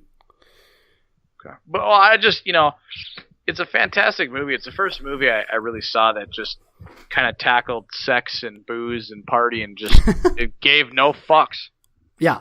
There's, titties and, everything, and it's just out, and it's, you're like, this is over the top, and then, if you do some research into kind of what was going on, I mean, it really wasn't over the top. Right. I mean, most of that stuff those guys did. He really, for sure. He really crashed his helicopter high in Quaaludes. I mean, first time I ever got introduced to Quaaludes, and I think I think they do a good job of, they kind of set the tone of, this is where he came from, this and that. This is the first time I was introduced to Margot Robbie. God bless wherever she's from. I'm sure it's not America. But Australia. She's Australian. God bless Australia. I knew there was a reason I wanted to visit there. Margot Robbie is obviously, okay, the typical guy. She's fucking smoking hot. Okay. She's also a fantastic actress. Like, she's brilliant. She was really good in that role. Like when DiCaprio's like, do not throw that water on me. And they get into this huge domestic argument, a domestic fight, and, about the kid. And she's a fantastic actress. And it's just, like you said, it's one of those movies you can pop in. Jonah Hill again. Yeah. Jonah Hill's fantastic. Giving his best performance in a movie, for sure, in The Wolf of Wall Street. And it's just a movie that, you're right. I mean, it's so ridiculous you can't believe it's true, but it is 100% true. I mean, some of it may be embellished. I actually read the book, and there's a lot of things in the book that would have been great to see in the movie. I won't go into grave detail, but it's just one of those timeless movies. This is a great Scorsese movie, which is a little bit of foreshadowing for the rest of this podcast, actually. So, anything else you got on Wolf of Wall Street? The only other thing I was going to say, I'm just trying to double check his name. Rob Reiner. Yep. Just a really an underrated performance from Rob Reiner. And I think, personally, this was the first time we really saw a good performance from him. And going forward, he really broke out of his shell as an actor, eventually winning Academy Award. McConaughey. 100% underrated Matthew McConaughey. That scene when they're at lunch and he's doing like the chest pounding and the whistling, like such a great scene. I agree, but to be fair, he won an Oscar in this year for Dallas Buyers Club. So yeah, it's but not like he was in this movie first. Nah, I feel you. You know, if you're watching, you're like, huh, maybe this guy's stopped dicking around. You know, he had been in a movie called Mud. Mud was good. Which is I think was the beginning of the quote unquote reconnaissance. It's no Flight of the Phoenix, but whatever. Was he in that? Whatever. Yeah, I thought he was. Maybe not. I thought he was. Maybe you're thinking of Sahara or Sahara. Oh yeah, I'm thinking garbage. Of Sahara. Yeah, he's been in a lot of garbage. Yeah. Yeah, man, that's a great choice. All right, let's talk about your number 4. So my number 4, we're not going to spend a lot of time on because it's a movie I haven't seen in many, many years, but it is, well, not many years. I guess I watched it again like 2 or 3 years ago. It's an older film. It's really, in my opinion, one of the quintessential Hollywood epics, and that's Lawrence of Arabia. We won't spend a lot of time on this, but it's the story of T.E. Lawrence. This is such a good movie, dude. The only reason that I don't watch it all the time is because it's so fucking long. It's almost 4 hours long. It is. But you need the whole time just because of the way David Lean directs this movie. It's so masterfully crafted.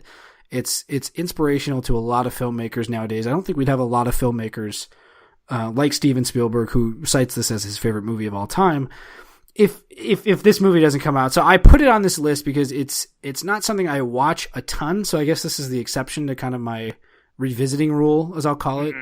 But Lawrence of Arabia is just one of those quintessential American films that if we did do a top 10 list, it's like on the upper echelon on my top 10. It's like number 9 or number 10 for me. I just love this movie so much. And then the character that Peter O'Toole plays, kind of coming into this really hostile foreign land. And he's kind of a self-destructive guy, and he just likes it's interesting to see him talk a lot. There's a great line in the movie where, the Arabs that he's with talk about how much they hate the desert, and he loves the desert because it's clean, which doesn't make any sense. But I mean, it's this kind of pristine landscape that if you know the character and you've seen the film, you'd understand what I'm talking about. But if you have Filmstruck, please go see this movie. Go watch this movie if you have not seen it. Even if you don't have Filmstruck, find a way, rent it on iTunes, Amazon, do something, because this movie is one of the great American films.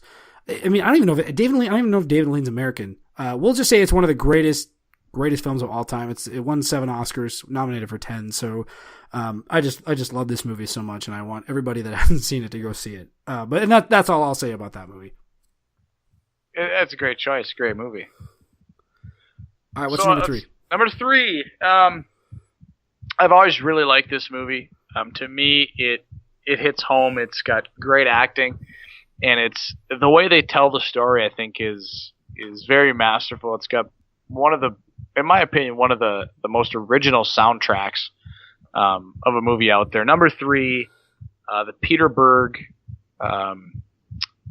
coming of age, I guess you could say, biopic, Friday Night Lights. Okay. Story of the 1988 Permian Panther football team. Booby Miles, let Booby spin, all that kind of stuff. I just think y'all want to win, put Booby in. Y'all want to win, put Booby in, paint your back porch.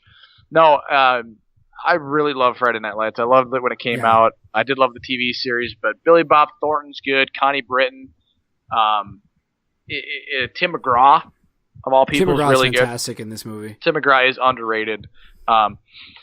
It's just it's such a powerful film about these guys getting so close, and David versus Goliath, and to me, what sets it apart is it doesn't have the Hollywood ending. Yeah, they don't win the fucking game. They don't win the championship. Yeah. They lose. It's not a spoiler alert because you could literally look that up online. So it's pretty well known. It's pretty well known. We don't have an @, but don't add us even if we did. I might get us some traffic, but it's not a sexy story. They didn't win. Yeah, this is a great fucking choice. I love I love the performance of Derek Luke as Booby Miles in this film. Yeah, it's such an underrated performance, and Derek Luke really hasn't done anything since this movie, which is kind of depressing. But to me, I wouldn't put it on the biopic list because I tried to go with movies that I think are about one person, with a couple. Well, I guess with only one exception on my top 5, but we'll get there. And so. Yeah, man, it's such a good movie though, and I watch it a lot. I've seen it so much. It's just a great sports movie. It's probably the reason I went with it as a biopic is because it's based off of the book. Are the names actually their names though? Or yes. Are they okay? Yeah, and that's the thing is he was with the team for an entire year. Okay. And wrote the book based off that. So I mean, it is literally. I mean, they changed a couple things around. Like with Dallas Carter and stuff. But I mean, he followed them for an entire year. Everyone's real. Yeah. Booby Mize is real. Gary Gaines, Billingsley, all that kind of stuff. And that's all real. And to me, it's a powerful film because, and I didn't know the outcome before I watched it. So I'm like, oh, right. Sweet. All right. They're driving down. They're going to come back and win. Yeah. And then they didn't. And you're like, fuck. Yeah. And what's so great about, I mean, you talked about Tim McGraw. What's so great about Tim McGraw in this movie is I feel like, and I might be inferring a little bit, or maybe stereotyping even a little bit, you could say. I feel like the character of Tim McGraw, who plays, of course, Billingsley's dad, I feel like he is almost the aggregate creation of a lot of dads in Texas, in that high school football league. And I think it's just so interesting to have that character in the film because he is so great. And the kids are trying to almost get away and not be like that, not trying to relive their glory days when everybody in this town is reliving their glory days, essentially. Right. And even Billingsley, it's just, they I think they start to realize as the film goes on, and they never really explicitly say it because of course they want to win. But I think they start to realize that maybe there's more to life than football. Which is not, the parents aren't letting them experience anything else but football.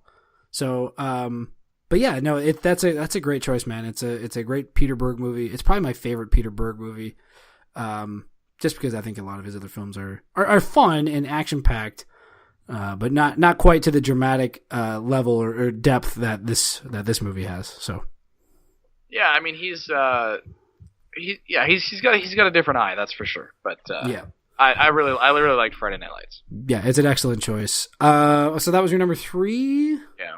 Okay, so my number 3 is one that you already brought up that I think you're gonna be surprised is even at number 3, and that's Catch Me If You Can. I love Catch Me If You Can. And the reason I say that you'd be surprised is that this is my favorite Spielberg movie of all time, and it's probably in my top 10, maybe top 5 favorite films ever made.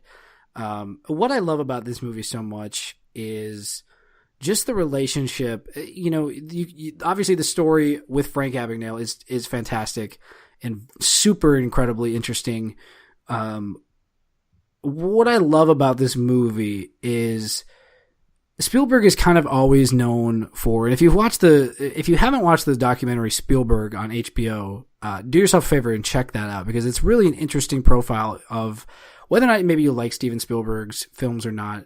You really get a sense of the themes that Spielberg. Who doesn't like Spielberg? I don't know, stupid people. But no, it really, he's always really explored the themes of divorce and kids kind of maybe coming of age and doing all this stuff because that's how he experienced life. I mean, his parents divorced when he was young, and that's kind of what he always experienced.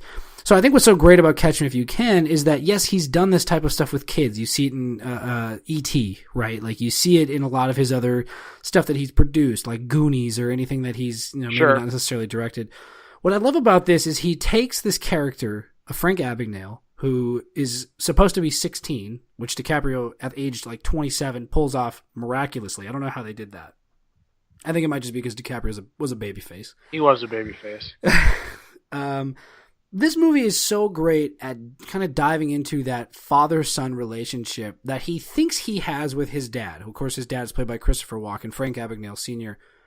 But then that kind of quote-unquote relationship with his dad is sort of reflected in his relationship to Carl Hanratty, which is Tom Hanks' character. So I just love this interplay, and there's the great scene where he calls Carl on Christmas Eve, and he Tom Hanks brings up the point, hey, you're not calling me to talk. You're calling me because you have no one else to call. You have no one else to talk to. And that gets to him because he knows that. I mean, all the while this is happening, yes, he's posing as an airline pilot. He's trying to become a doctor. He's faking it as a lawyer or, whatever he decides he's doing. But at the same time, at various points in this film, you're reminded this is a kid. And he doesn't have that emotional toughness, I guess I'll say. Because, I mean, you see him break down, right? Like, he just tells Carl, he just says, stop chasing me. And Carl tells him, no. I mean, that's not how this works. You committed the crimes. You need to, fess up to those crimes, and you need to face the music.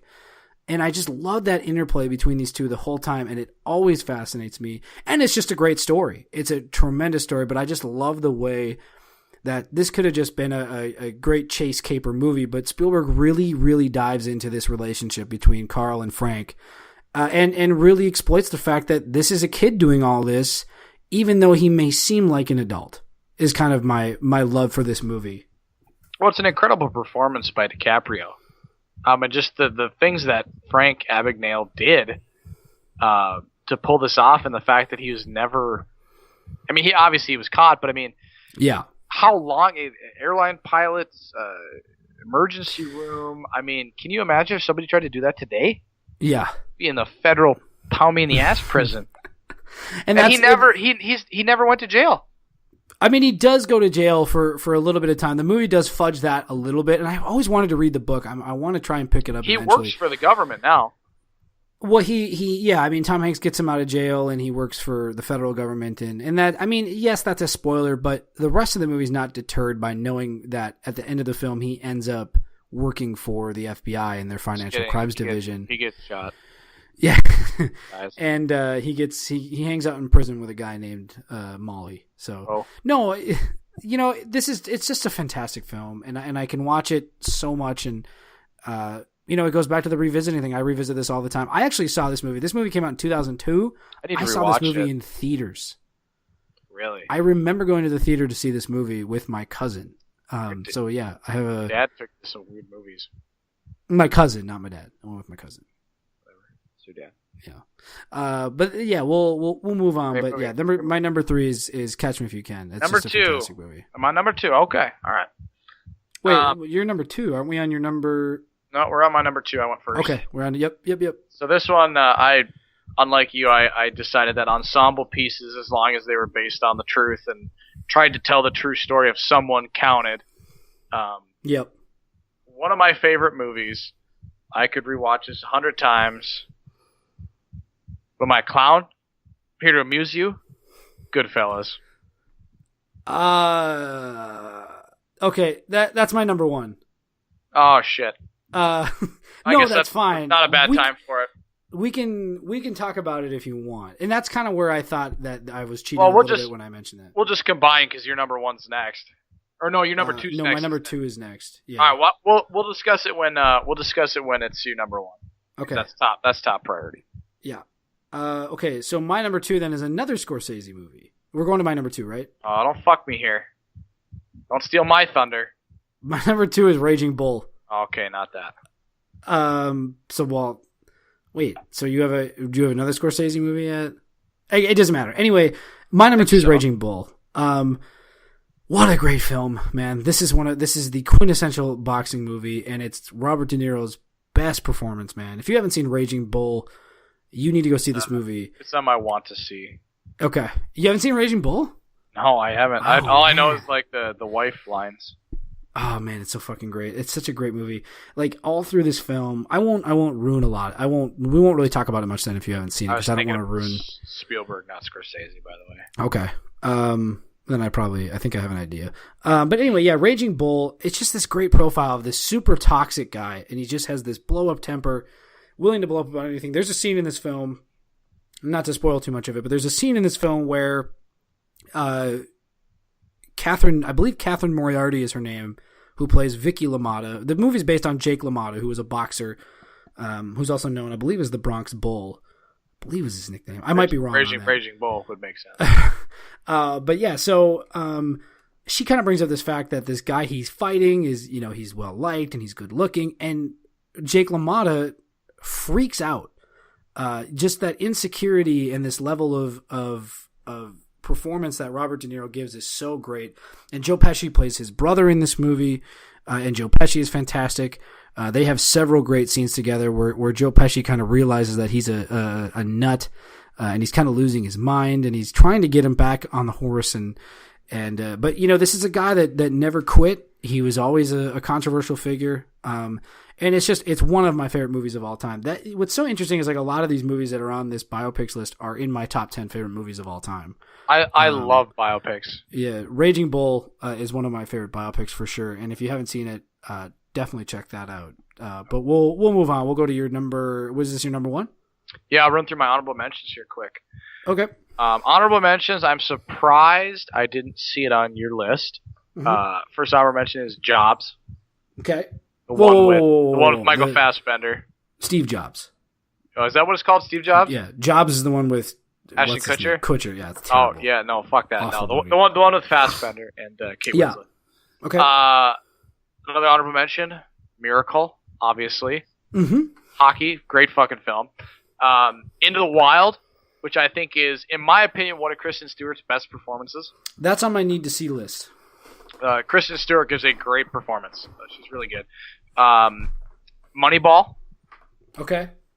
And then my last honorable mention, even though they made him look like a hero, even though he's really a douche in real life, and it was mostly his fault. Captain Phillips. Okay. Yeah, that's a good choice too. Good movies. So my number one. Wait, am I doing my honorable mentions too, or what are we? I think we flip flopped every category. What do you want to do? Didn't we just do? It doesn't matter. Go ahead. Okay. All right. Number one. I'm surprised it hasn't been mentioned yet. Probably one of the most powerful biopics of all time. It's just an incredible story, incredible performances. Academy Award winner. Won, I believe, 13 awards. Especially in this state of times, an important movie, Schindler's List. Okay, yeah, on my side list. Schindler's List is on your side list, and I'll tell you why it's on my side list. Is you're a I don't racist? have, yeah, probably, but I have no desire to really go back and sit down and watch this movie again because I don't either. Devastating film, man. Well, but that's why though. I don't have any desire to go rewatch it, but it's just so powerful. Ralph Fiennes. I love Ralph Fiennes. And this is another one too that I knew you'd have on your list for some reason, and that's why I put The Social Network on. Otherwise, I might have snuck it in there eventually. It is one of my all-time favorite movies.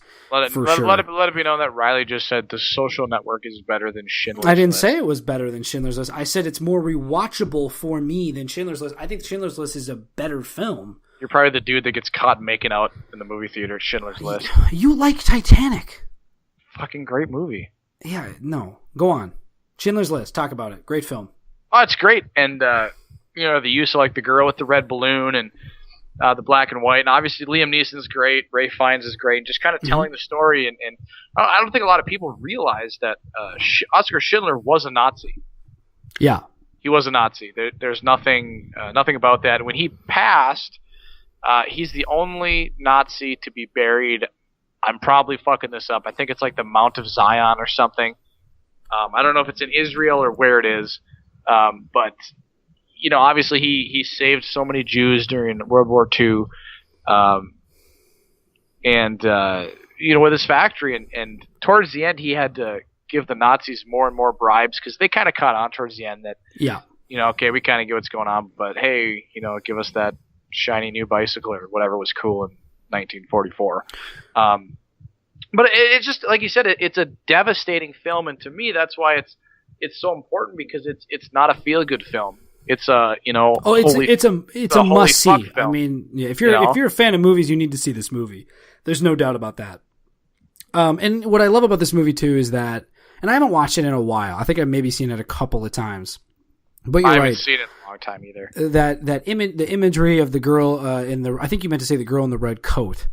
Was it? I thought she had a red balloon too. No, it's well maybe she does, but I know the the more visually provocative scene for me is where she's lying in I believe it was like a wheelbarrow or some kind of thing, and she's wearing the red coat.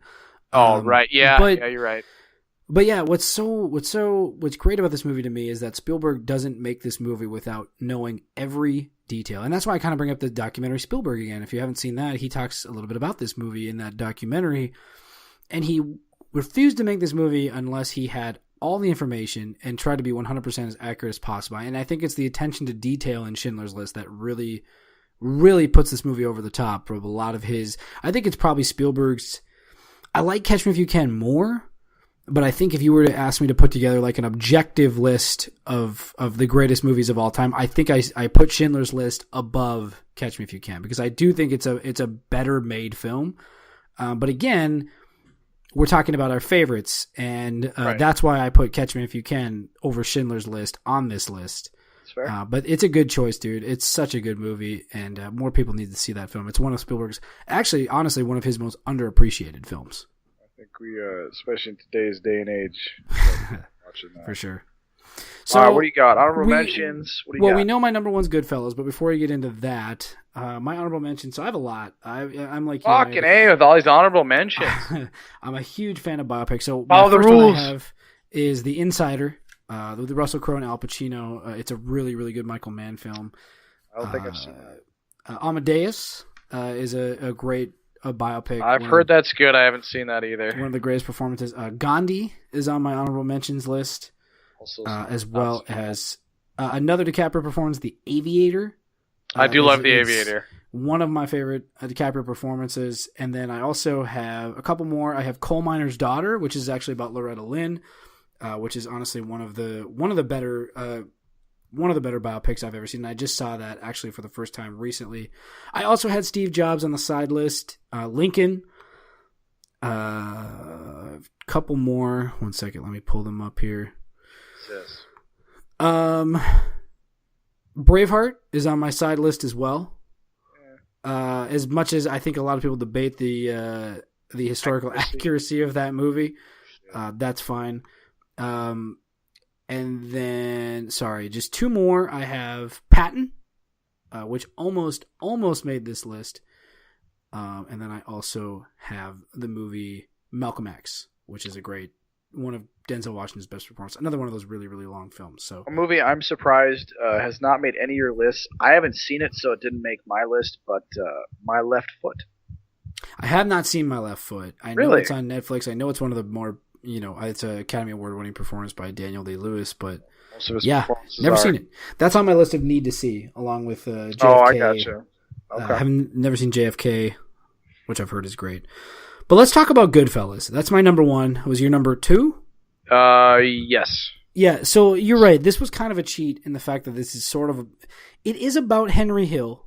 Yeah. But the movie focuses a little bit more on the mob The overall dynamic, and And it's such an interesting story because Henry Hill, who's played by Ray Liotta, grows up just really all he wants to do is be in the mob because he envies the lifestyle. That's what he grows up around. Yeah, I mean they get all the pretty girls, and he joins the Italian mob, and he's half Irish and half Italian, and they work around that or whatever. And Joe Pesci is the one I think for me that really kind of sets the tone of this movie because again, to overuse a word tonight, lionize. They don't lionize. I mean, Scorsese straight up looks you in the eye and says, these guys suck. They're terrible people. They're straight up murdering people. They are murdering people and they're selling things. That's how they make their money. But they're not villains either. But they are. And that's the thing that's so interesting about it is because you do ultimately, you're on their side. You root for them because they're really the only characters that you have to root for. But yeah, Joe Pesci steals the show. The "How Am I Funny" thing is iconic. One of the most iconic lines. It's one of the greatest. Yeah, dialogues. It's one of the greatest movie quotes ever. And this is probably the last great Ray Liotta performance. I don't know that I've ever seen a better performance by Ray Liotta in a movie. He's just so good in this movie. He commands the screen.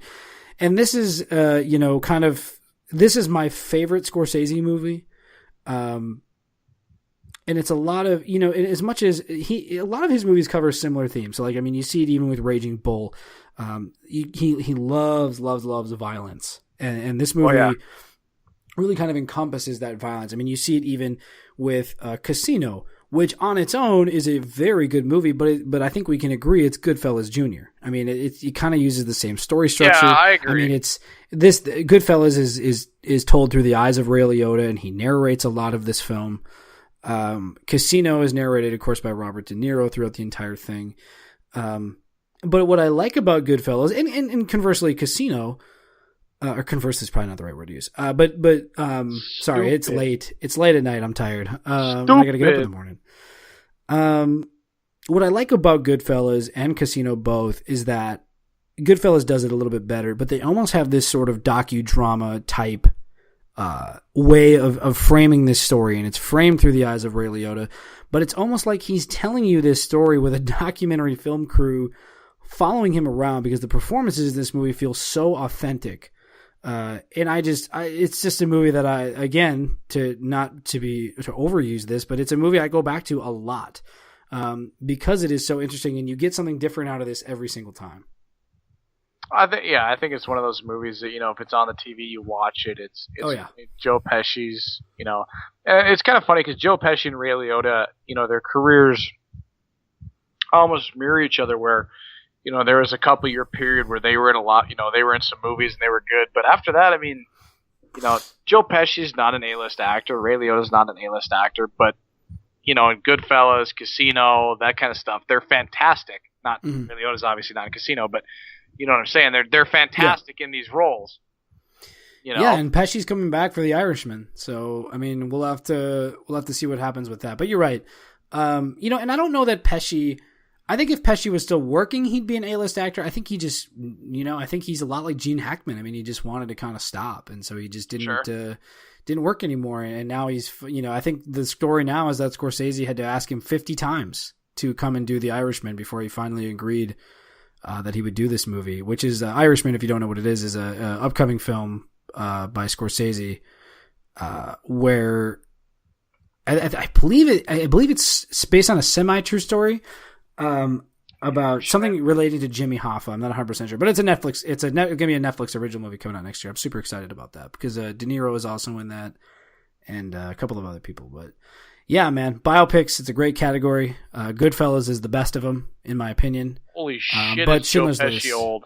Yeah, man, he's up there. He looks very old in these previews. Yeah, that's got and De Niro, Pacino, Pesci, yep. Harvey Keitel, Bobby Cannavale, Ray Romano, Anna Paquin. That movie looks awesome. Yeah, it's going to be good, I think. Hopefully. They're spending a lot of money on it, so they're going to de-age Robert De Niro, I think, for parts of it, like they did Labor with... Union leader. Oh, Al Pacino's playing Jimmy Hoffa. Yep. Wow. I just found out that Al Pacino is going to be in Tarantino's new movie, too. Did you see that? Everybody's going to be in his new movie. That cast is incredible. All right, let's move on to animated. We're gonna kind of try to run through this quickly. It's a very popular category, that's why we picked it. And I have 5. I'm sure you have your 5. Let's just run the honorable mentions down right away, not spend a lot of time with them. I have honorable mentions. I have The Rescuers. I have Snow White and the Seven Dwarfs, just because I think that's the OG animated movie. Monsters, Inc., Shrek, WALL-E is on my side list, and then the only other honorable mention I have is one that's near and dear to my heart, and that's Oliver and Company, the Disney film. That's a good movie. Underrated. I liked that as a kid, and I could never. I did too. For the life of me, it's like one of those movies like the characters, but I could never figure out what the name was. All I remember is that Billy Joel is in it. My honorable mentions. Oh no, go ahead. Oh, I was just saying I liked it. No, go ahead with your honorables, and then I'll do my number 5. All right, my honorable mentions. I mean, by the time I got to animated, I'm not a big animated movie guy, right. So my lists are a little shorter. But my honorable mentions: The Jungle Book, okay, Snow White and the Seven Dwarfs, Lady and the Tramp, and never seen it, and Up. Okay, you've never seen Lady and the Tramp? I've never seen Lady and the Tramp. I've also never seen Peter Pan. That was on my list of need to see. It was Peter Pan. I don't know if I've seen Peter Pan or not. And Lady and the Tramp. I also have not seen all of Cinderella, the original animated one. All those movies though, it's like I know I saw them as a kid, but like fuck. Yeah, oh yeah. So a little spoiler alert as I get into my list. I don't have anything that isn't Disney related. Just because I just don't identify with a lot of the newer. I know there's a lot of great Japanese movies that have been sort of Americanized, like the Princess Mononoke and Howl's Moving Castle and all these ones. I've never seen any of those. I don't have any of the Illumination, DreamWorks, Fox, any of that kind of stuff on there. Ice Age, I guess, would pop up on my honorable mentions, the first one. My number 5 is Finding Nemo. That's a good choice. I like this movie a lot. I love the dynamic between Marlin and his son, and kind of just, wanting to protect him and then realizing it's a good message. And I think that's what resonates through a lot of these animated movies that we're going to talk about. Finding Nemo really resonates on that father-son bond, of Marlin. You care about the characters. Yeah, really realizing he's got to let his son go. And at the same time, he's sort of dealing with it with Dory as well, who was played, of course, obviously the Ellen DeGeneres character. It's just a really fun movie. It's filled with great, fun characters, and just it's a touching story, and it's kind of Pixar at its best, honestly, one of their best. So, fantastic! Yeah, what's your number 5? My number 5. I don't think you're going to expect this one out of me. Left field. This is a movie I saw when I was younger, and for the longest time I didn't know what it was called, but it's a really good film. Princess Mononoke. I've never seen it, so go ahead and talk about it. It's a really good movie, and I'm just kind of going from memory here, but basically it's set in oh boy, this I think I did a racism. I don't know if it's Japan or China. My bad. Yeah, I would imagine it's. I think it's China. I feel like it's Japan. There's a lot of those Studio Ghibli movies. Yeah, you know what? I know the movie's Japanese. I just don't know where it's set. Hold on, let me double check. Yeah, this is the gaps that I have. The Studio Ghibli, or Ghibli, is it Ghibli, something like that. It's the Americanized versions of these. Yeah, movies. Studio Ghibli. Yeah, like I said, I know it's a Japanese movie. I just want to double check. Yeah, okay, it is set in 1300 to 1500 Japan. And so basically, it's kind of talking about how they're destroying the environment, and there's some demons, and it's actually pretty well done. The spirits in the forest and kind of nature and harmony, and yeah, like I said, I don't know if it would hold up if I watched it now. I last saw it when I was a kid, but it was a really good movie, and it's one of those that stuck with me for a long time. And I think about it, and be like, I don't know what that movie's called. And then one day I stumbled upon it and was like, that's it, that's the movie. Is this part of the Hayao Miyazaki canon of animated films? I know he's I believe very revered animator. So yes, it is. Yes, it is. He wrote it. Okay. Yep. Yeah, his films are very, very revered, and I have yet to check them out, but I'm sure I will someday, because I know a lot of those Japanese animated films are very, very loved by a very large amount of people. So. Yeah, it's a good choice. Never seen it, but I like the diversity. That's right. So my number 4 is something that was on your side list, and that's Up. This movie is so great. It's just putting aside kind of the adventure stuff. It's the very human story that this movie tells, with Carl, of course, and the devastating kind of prologue of this movie with his wife dying, and then he kind of loses his sense of adventure, and it takes. Russell, the young kid, to kind of step in and give grumpy old man his chance to kind of maybe not redeem himself per se, but to really millennial saves the day. Shocker. But yeah, so I just think it's a really touching movie, and of course you gotta love Doug. Everybody loves Doug, which is just fantastic, and the dogs are funny too. The one with the squeaky voice. Right. Great voice acting in this movie too. Ed Asner, very perfectly cast as Carl. So. It's just a movie that I love a ton. So that's Up is my number 4. It's a good choice. My number 4 choice here is a movie I loved as a kid. I couldn't tell you the whole plot anymore, but I just remember I watched it so much. And I think that's kind of the thing I found going through these animated lists is a lot of these movies I remember, but I just haven't seen them in so long. Right. So my number 4 is James and the Giant Peach. Okay, I'll let you have that one, even though it's like half animated, but it's fine. It's mostly animated. I don't like this movie. I'll let you talk about it though, because I'm not a fan of that film. Honestly, there's like a lot of bugs and they're on a peach. I don't remember a lot more than that. I just remember I liked it as a kid. It's got good voice cast. I can't remember a single. Plus, fuck all these young kids who are like, Monsters Inc. and other new movies, whatever they are, animated. I love movies. Monsters Inc. Don't even go there. Whatever. I had to go a little old school there. Yeah. So we're up to my number 3. Yeah. So my number 3 is probably going to get bumped over time. Basically because I just saw the sequel. My number 3 is The Incredibles. The sequel Choice. is The Incredibles on your list? That's not. Okay. The Incredibles, the sequel to The Incredibles is probably my favorite movie of this year so far. It is just so much fun and it's so inventive. And I'd have to watch them almost back to back, kind of like what I did. I always liked, I'll use the example of Spider-Man. I love Spider-Man 2, the Tobey Maguire Spider-Man 2. I think it up until Homecoming, it was the best Spider-Man movie. And when I went and saw Homecoming, immediately when I got home, I sat down and watched Spider-Man 2. So I had that comparison, and I found that I liked Homecoming more. And I walked out of Homecoming saying, that's the best Spider-Man movie ever made. I went down, sat down, watched Spider-Man 2, and my opinion was reaffirmed. I love Spider-Man 2. Homecoming's better. So I still have yet to rewatch the first Incredibles film, but The Incredibles 2 is great. So I'm gonna cheat a little bit and kind of combine them for my number 3 here, just because both movies are just so great. The dynamic between the family, the kind of comments on gender relations, and kind of Mr. Incredible feeling like he's just because he's the man. He's got to do this or whatever. But there's also the really powerful moment in the first film. Haven't seen it yet.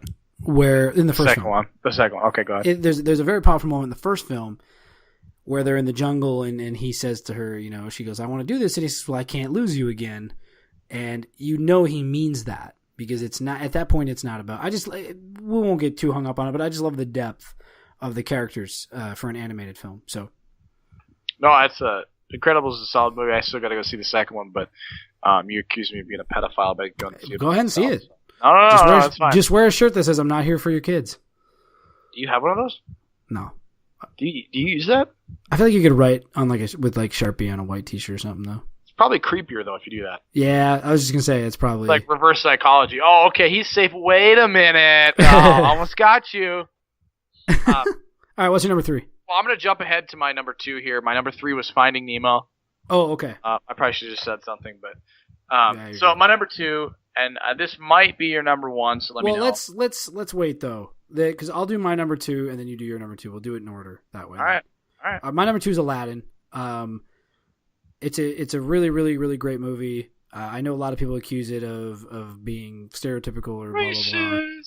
But I don't think it is. I think it has a lot to offer. And of course, the iconic voice performance by Robin Williams, who is is fantastic riffing and doing all these things that he does. So, that's all I'll say about Aladdin. I'll let you go back. Aladdin's a good choice. I haven't seen that in a long time, so I don't remember a lot about it, but I do remember Robin Williams has a good performance as the genie. Right. He's fantastic. Yes. All right, what's your number 2 then? My number 2, and this might be your number 1, Toy Story. Yep. We're gonna wait, because that is my number 1. Okay.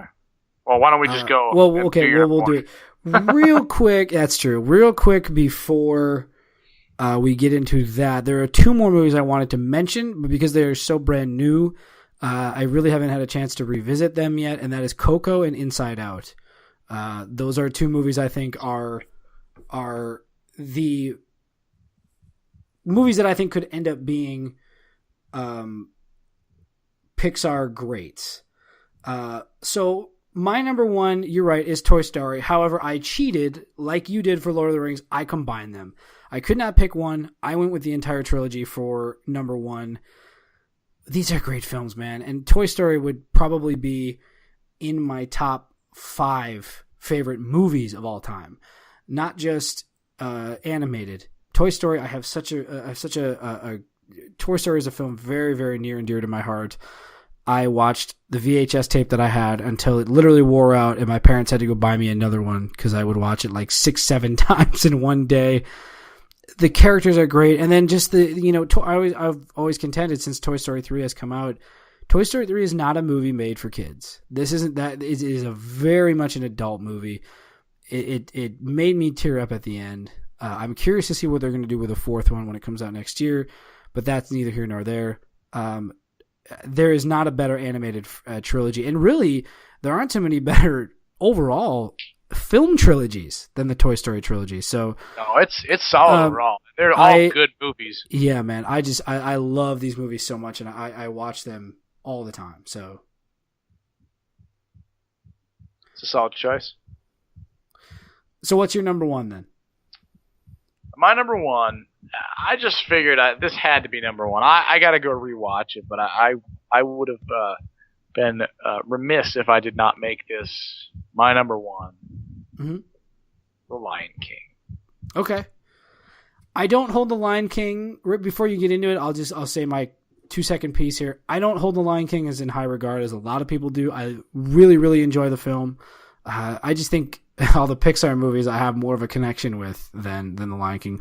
But I really, really love the movie, and let's talk about it. Go ahead. Well, and I think that's true. I think kind of the trap you fall into is the Pixar stuff is fresher. But I think, you get Lion King, you got some custom songs by Elton John. Yeah. And I guess at that point, yeah, Lion King is a kid's movie, but, when you think about Scar killing Mufasa, like as a kid, you're like, holy shit. Yeah, it's dark, man. It goes to like, those dark places, yeah. Holy heck. But, you got the Whoopi Goldberg looking hyena, and it's just, there's a lot of stuff in that movie that you wouldn't normally see tackled by a movie like an animated kids movie. I mean, I guess, okay, you look at classic Disney and people are getting poisoned and all that kind of stuff, and it does touch on that. Disney movies are actually pretty dark, but it kills his father and the hyenas and all kinds of these dark themes, and it's just it's an incredible movie, and I do need to rewatch it. I haven't watched it in years, but yeah. I mean, The Lion King is yeah, go ahead. I'm sorry. I was just gonna say it's kind of one of the pillars of Disney's collection. It's. I think some would say, and I think they'd be right in saying it. I think most people would consider The Lion King Disney's quintessential animated classic. I would. That's not including Pixar or the things that they've done, but like, yeah. And this was a tough list too, in the sense that you're right that some of these movies you do fall into the trap of it being fresh. But to me, I don't feel that way about The Lion King. I just feel it's a good movie. I didn't watch it as much as a kid as I did watch some other Disney stuff. There's a lot of 90s Disney stuff that I think is great. Like, I really like Hercules. I think that's a little bit more rewatchable than The Lion King. Yeah, Emperor's New Groove, I'm sorry, is fantastic as well. So, yeah, and there's what the thing too is, I don't know if you feel this way as well. Animation has really, really been great over the last better like half of this decade. You know what I mean? I think there's going to be some animated films that have come out in the last decade or so that are really going to be, ones that are going to be around for a long time. And what I mean by that is there'll be people will talk about them years from now. Things like Inside Out. I think Coco is going to resonate for a long time. Even like things like Zootopia and Wreck-It Ralph and all these great animated. I've never seen Wreck-It Ralph, but I know people love that movie. I just think the animation has gotten stronger and stronger because I think they're not just gearing these films towards kids anymore. Some studios just gonna say that the content of these films is much more adult, resonates more with adults than I think they used to. So I think that's why seeing the amount of movies I see, it's refreshing to go into a movie like The Incredibles 2 and not only be entertained, the kid in you be entertained, but also the adult be entertained. And I think that's just what I appreciate so much about newer animated films, is that they're able to cross that border and really give you, both the best of both worlds. I think Pixar really changed the game. Right. I don't know what their first movie was, but Pixar changed the game, and that's what kind of what I was going to say. I think you hit the nail on the head there. Animated movies aren't for kids anymore. I mean, they are for kids, but I mean, realistically, Finding Nemo. I mean, yeah, you're probably not going to go like watch it as an adult, but I could see, going on a date with your girlfriend or something. Yeah. To see a movie like that, it's not like, oh, it's a little, baby kids movie. Like, it's maybe the themes aren't. Although, I mean, I guess look at Nemo. I mean, his mother died. All that. I mean, that's a pretty adult theme. Well, I mean, then it goes back to things like Bambi too. I mean, obviously Bambi's mother dies in the opening scene, but like that movie doesn't go to the depth that I think even like a Toy Story 3 goes to. The scene with them basically plunging into the the fiery depth of hell in that one scene. That's an emotional scene, and not just because you have a connection to, mostly because you have a connection to the toys, but it's mostly just because you feel their bond, and that's just so rare for an animated film that you actually connect with. You're in the story. Yeah, you connect to those characters. I think that's why Toy Story is my number one. Just because I just love it. It's just a timeless theme. But yeah, so anything else you wanted to add on the animated front? Not really. Or any of the list? Anything that I do think we should have a category in the future though. CGI. Like movies that are mostly CGI. Like the Jungle Book, Planet of the Apes, that kind of stuff. Well, Planet of the Apes. Well, I mean that's motion captures a little bit. I mean, well, that's what I meant. CGI, motion capture, fake. Yeah, no, I feel you. Any Michael Bay movie. So I think what we should do is we should do this once a month. We should do these top 5 in the genres once a month. Maybe do new genres every time. We're not just gonna do 5 different comedies or 5 different animated films. I think just sorry, my voice is getting a little hoarse. I don't have any water in here. I didn't have the foresight to bring water. So, but yeah, I think this could be a really fun thing to do, like once a month for the listeners who want to get an idea of kind of where our taste lies. I think these lists are a very good example of where our personal tastes lie. With like the action movies, I went with a little bit more, less bang bang, popcorn action. I went with a little bit more. Shoot 'em up. Yeah, I went with a little bit more of the, the not indie. I don't know what I'm trying to say without sounding pretentious, but I didn't go with like the Fast and Furious type action movies, and you didn't either. So I think that's telling of kind of where we are with our taste in action. So, but yeah, Fast and Furious was literally one of my movies. I know, but I'm talking about new Fast and Furious. Yeah, not like the. God, suck. Well, I have Speed, so I mean, I guess that's kind of the. You have Speed? Yeah, dude. You want some? Do you have PCP? Oh, you have a whole gallon of PCP.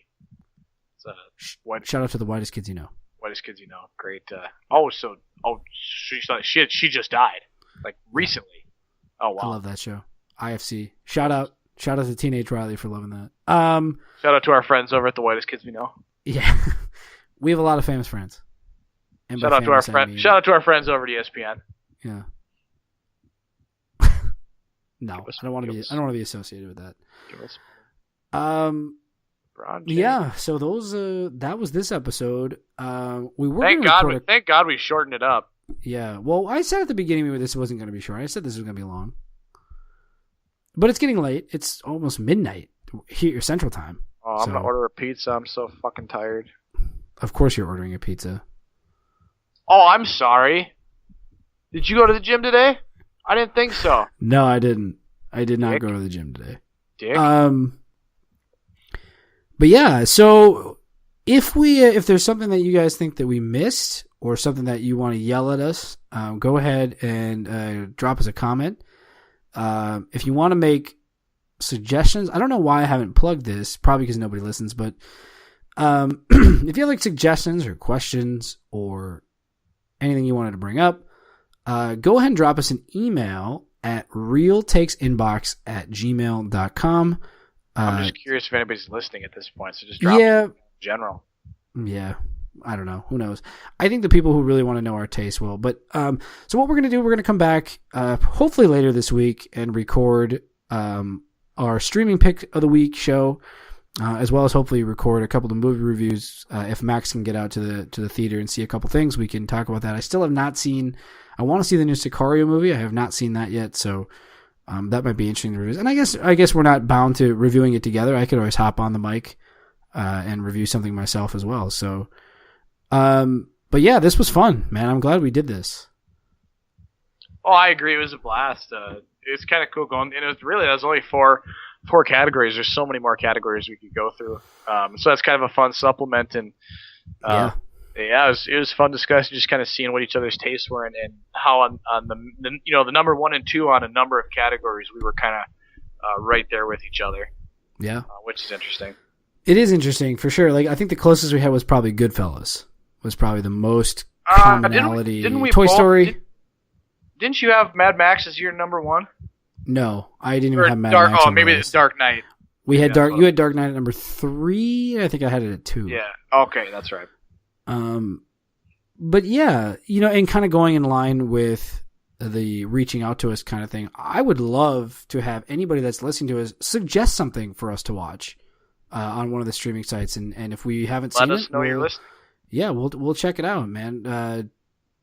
So that's probably going to be it for this episode. It's over 2 hours. Yep. I'm not even going to edit this. We're just going to let it flow. Just kind of like let her rip. We can put on YouTube. We can put where the different segments are, so people can jump to whatever they want to. Casual, chill conversation that we just had here. All right, exactly. Well, let's wrap it up. Max, you want to plug anything or tell people where they can reach you and have arguments with you? I've determined that social media is detrimental to my health. No, I'm just on Twitter at my normal handle, Max Medlin. Facebook, if you're watching this, you probably already know my Facebook, but we do have a Real Takes Facebook page. Yep. So just leave us a comment on there or something. And do you know the path to the link to is it like facebook.com/Real Takes or something like that? We'll put it in the description. Probably. Vamp for a second. So you can find me on Twitter at Riley Granson. I tweet takes about movies all the time. I just watched A Fistful of Dollars today. I hadn't seen that movie in a long time. It was really fun to revisit that old Clint Eastwood Man with No Name trilogy movie. But I tweeted my take on Jurassic World today. I'll probably have more movie stuff. I'm going to see Ant-Man and the Wasp tomorrow. So I'll have a take on that, probably. I'd like to start writing reviews again. So I might try to do that. If you want to read any of my previously written reviews, you can check them out on screenloop.com, SCREENLOOP.com. So what's the link to the Facebook page? Facebook.com/Real Takes, and that should take you there. That's exactly what I had said. So you didn't even really need to look it up. I just double check. Oh, we got 10 people that liked it. So awesome. We have 10 relatives. Hopefully there's 10 more. 4 notifications. What could this be? Oh, it's Facebook asking me if I want to learn about this more. Yeah, so you know what I hate? And I tried to turn them off because I have a Facebook page for Screen Loop, right? They want you to promote your shit all the time. And I have promoted stuff before, but I get so many Facebook messages like, people from Screen Loop haven't heard from you in a while, blah, blah, blah, blah. And I'm like, yeah, that's because I haven't done anything with it. I haven't done anything with Screen Loop since March. That needs to change. Yeah, they were working on a sweet podcast. I know. But I can still write. Don't tell me what to do. Do whatever you want. This is what's going to get us to Hollywood. This is what's going to make us Hollywood guys. That's right. Hollywood kid. Who's going to be paying for your drugs then? Hollywood kid. All right. With that said, that is it for this week. If you guys have suggestions on what topics you want us to cover maybe next month's episode of this show, which I'm thinking we should do, again, the email realtakesinbox@gmail.com. That's going to be it for the show. Thanks so much for listening, and we'll be back soon with another episode, shorter episode, as we try to progress and get better at doing this. So take care, guys. Goodbye.